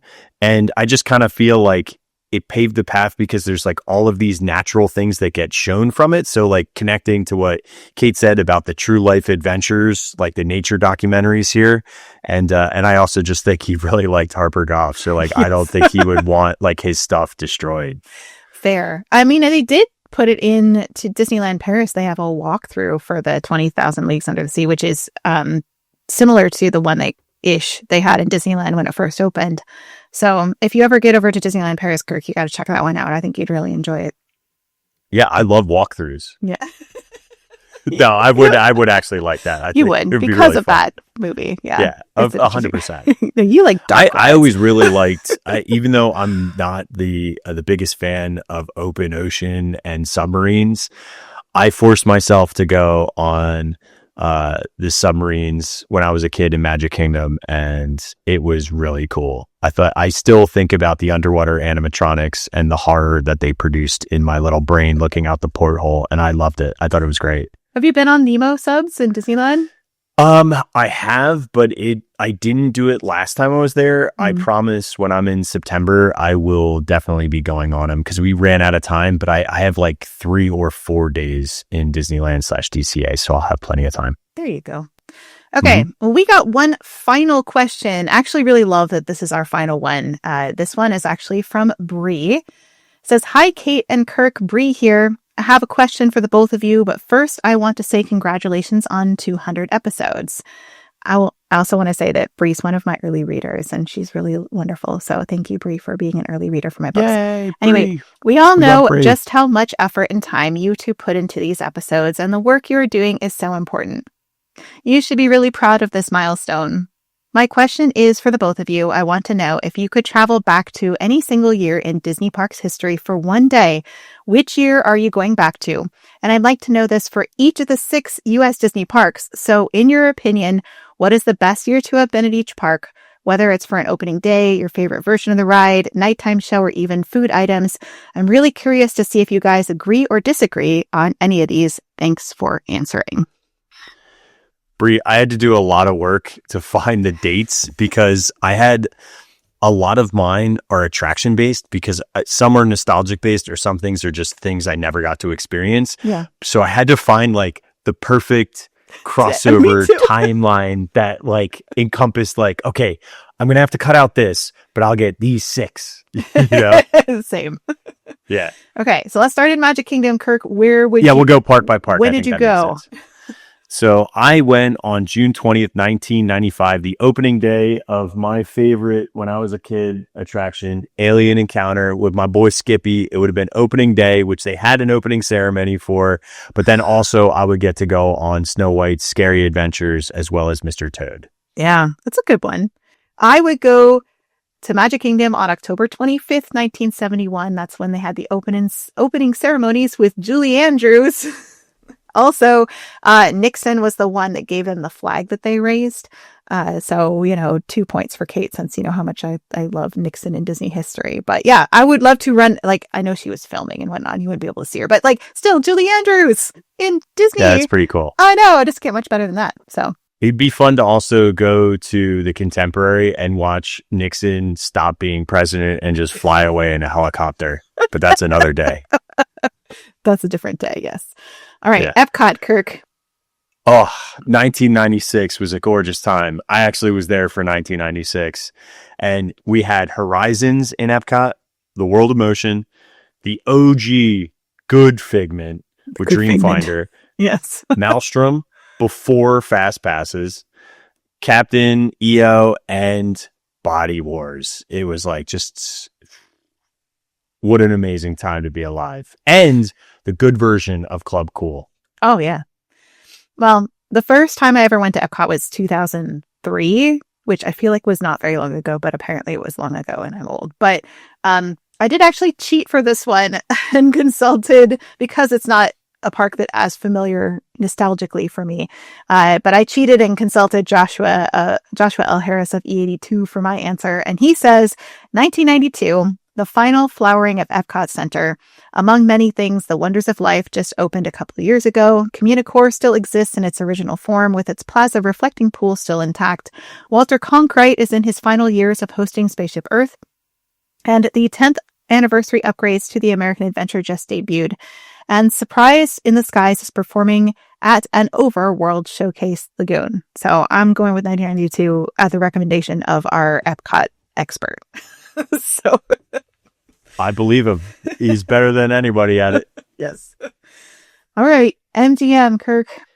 MGM, this one actually probably out of this entire list, because I got to experience a decent amount of these things, but this and one other thing that happens in Disneyland are probably the 2 most specific dates that are really impactful to me. The Osborne Lights. I'm picking 2014 because the Osborne Lights were still there. The Backlight Tour, great movie ride. Honey, I Shrunk the Playground or whatever, and then Pizza Planet. But really, I picked this. Obviously, I love all those old attractions as well, but the Osborne Lights I never got to experience as a kid. The closest I'll ever get to that is whenever I get out to Silver Dollar City during their holiday time, because a lot of the decorations are very, very similar to the Osbornes. So that's the one that got away from me, and I could have been there for it. So I'm sad I never got to see that. So yeah, I me picked too. 1995, when Tower of Terror and Sunset Boulevard were like brand new, and they still had the great movie ride, and the Osborne Family Spectral of Dancing Lights was pretty new at that point. It wasn't maybe as great as it was in the later years, but I kind of want to see it because of Tower of Terror. I want to see how it looked when it was closer to being new versus now So that's when I picked that. Okay. Great choice. Over to Animal Kingdom. My favorite place, I would go on opening day, which was April 22nd, 1998. And it would be for only one thing and one thing only. And that's to ride the Discovery riverboats. They actually went through 3 different iterations before they closed after a year and a half of operation, and where they were just like docked forever. So for me, being able to actually ride around, if you didn't know, the rivers that encompass Discovery Island, you actually could take a boat ride. And in fact, when you're going into Animal Kingdom next time, I know you see the Tree of Life. It's super cool once you leave the Oasis area, but look on the right-hand side and you'll see one of the old docks that they used to use for boarding. Now, it was a nightmare getting on and off this ride based on my research. Like, it was horrible. Yeah. So that's why it ended up going from a ride system for like 2 months, and then it turned into a one-way transportation system. And then it finalized with this like this audio narration, kind of like Living with the Land, and there was no live animals. But on the Discovery riverboats, there was like live animals on the sides, and it was all done with cast. It looked really cool, but yeah. Yeah, I picked the same opening day, mainly for the riverboats as well. And I made friends fairly recently with Beastly the unicorn, who has an Instagram account, in case you didn't know, but it was this gigantic 12-foot at least unicorn that I visited in its owner's backyard in Florida. But it used to have like fog effects on it and whatnot, and it used to be kind of teasing people about, the Beastly Kingdom that was supposed to open.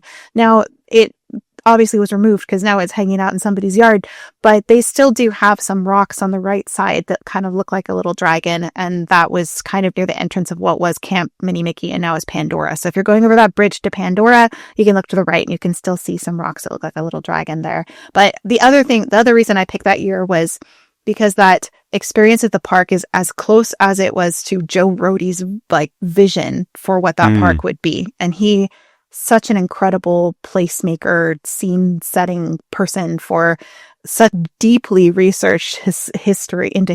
If you ever follow him on Instagram, he explains some of his logic behind why he did what he did in the parks, and it's incredibly detailed. So, and I'm excited because I get to go hear his talk at D23. I got a reservation for that one, so I'm very excited for his new book. Yeah. So, all right, we've got 2 more. Disneyland is up next. Kirk, where are you headed?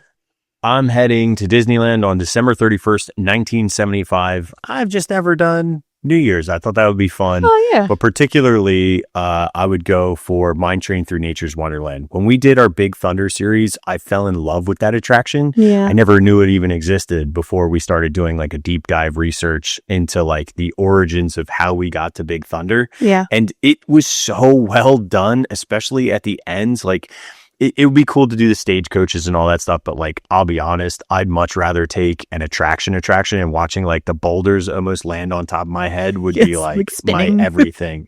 It looks so cool, and I wish I would have gotten a chance to do that. The old school People Mover before that became defunct, Inner Space, and the Skyway would still be in operation then. Yeah, that's a good year.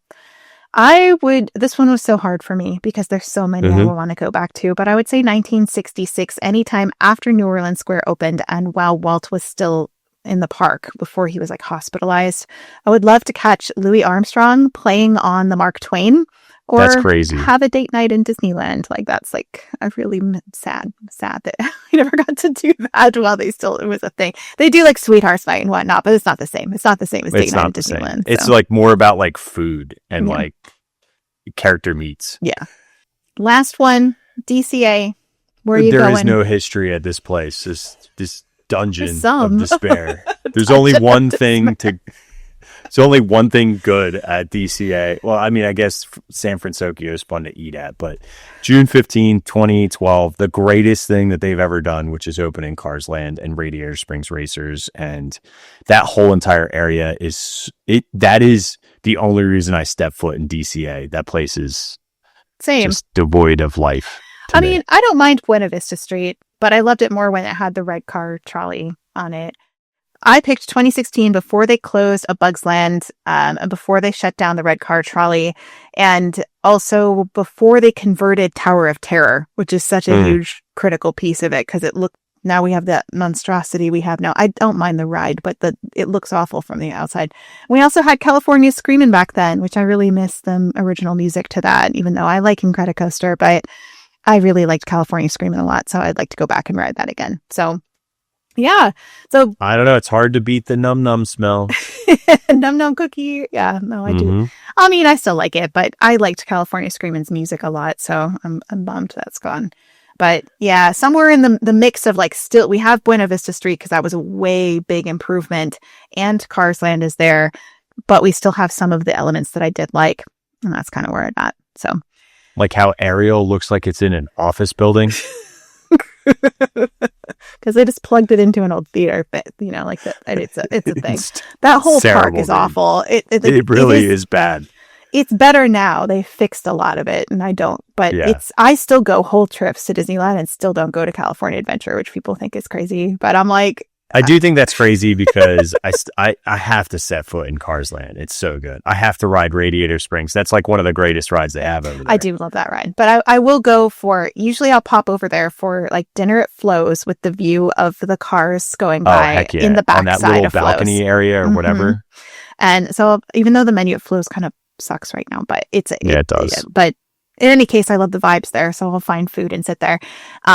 And also for the ceremony that not everybody knows about, but at sunset, if you look up when sunset's going to happen, that's when they're going to turn on the neon lights, and then the cast members come out with little flags and they all sing "Life Could Be a Dream," and it's not shaboom shaboom. It's so fun. That's such a cute little park tradition that doesn't get celebrated enough, in my opinion. But no, it's not on a schedule either. You have to know. You have to know when the sun's going to set, and then you just and then it happens, and it's magical because all the lights start lighting up with the music, and then everybody comes out to dance. It's so cool. It's just really fun. It's very magical. I love it. Yeah. In any case, I think that's it. We've reached the end of the list, and I just want to say thank you to you, Kirk, for being on this journey with me for the last 200 episodes. Good Lord, that's a lot. We've been doing this for a long time, and I really appreciate you as a co-host because this show is so much fun, and I really, really enjoy that you've just keep showing up, man. And I thank you for being a friend and for being a great co-host, and I'm so grateful for you. You got a friend in me. Dude, listen, man, I might not be the brightest bulb, but I'll keep showing up. And I really enjoy doing this show with you. I always say this is that I prep and I try to help and I try to entertain and educate. But for me, it's such a blessing to be able to learn with everybody else from Kate, because she's just one of the greats in Disney history. This is her stepping stone. She's already great, but she's on that inner space rocket just flying out of here. Aw, thank you. I think we make a good team, and I'm grateful for you. And I'm really especially grateful for all of you guys that have been with us on this journey. Even if you're just joining us now, I know we have a lot of a new influx of people that have found a Distory recently, but a lot of you have been here since episode 1. So thank you for being with us, for submitting your questions, for just being the best Disney history community on the face of the planet. We really appreciate you guys. So, Kirk, do you have any final thoughts here as we wrap up? Man, I'm just super, super grateful that we even made it to this point, because we could have quit a million times over. And honestly, doing this episode with getting all of your feedback and all of your interest and all of your questions, it just makes me realize we have so much unanswered stuff that we have to help with. So it's this is such a labor of love. Yeah. We're not stopping yet, kids. We got lots more to talk about. But thank you, everybody, for joining us for this episode of Distory with Kate and Kirk, our 200th episode. Next week, we are going to be doing a little D23 recap of whatever they end up announcing at D23 on Distory. How about everything they just did 2 years ago? Pretty much. And said they haven't done it yet, but they might do it. but also things I might discover at D23 and some of the panels that I'm going to and whatnot. So there'll be a really fun episode of Night Shift with Joshua L. Harris. And then after that, Kirk and I are headed back to Pirates of the Caribbean. We're going to tackle the treasure room, and it's going to happen. But thank you all for being with us to celebrate our 200th episode. We appreciate you guys, and we'll see you next time for another episode of Distory.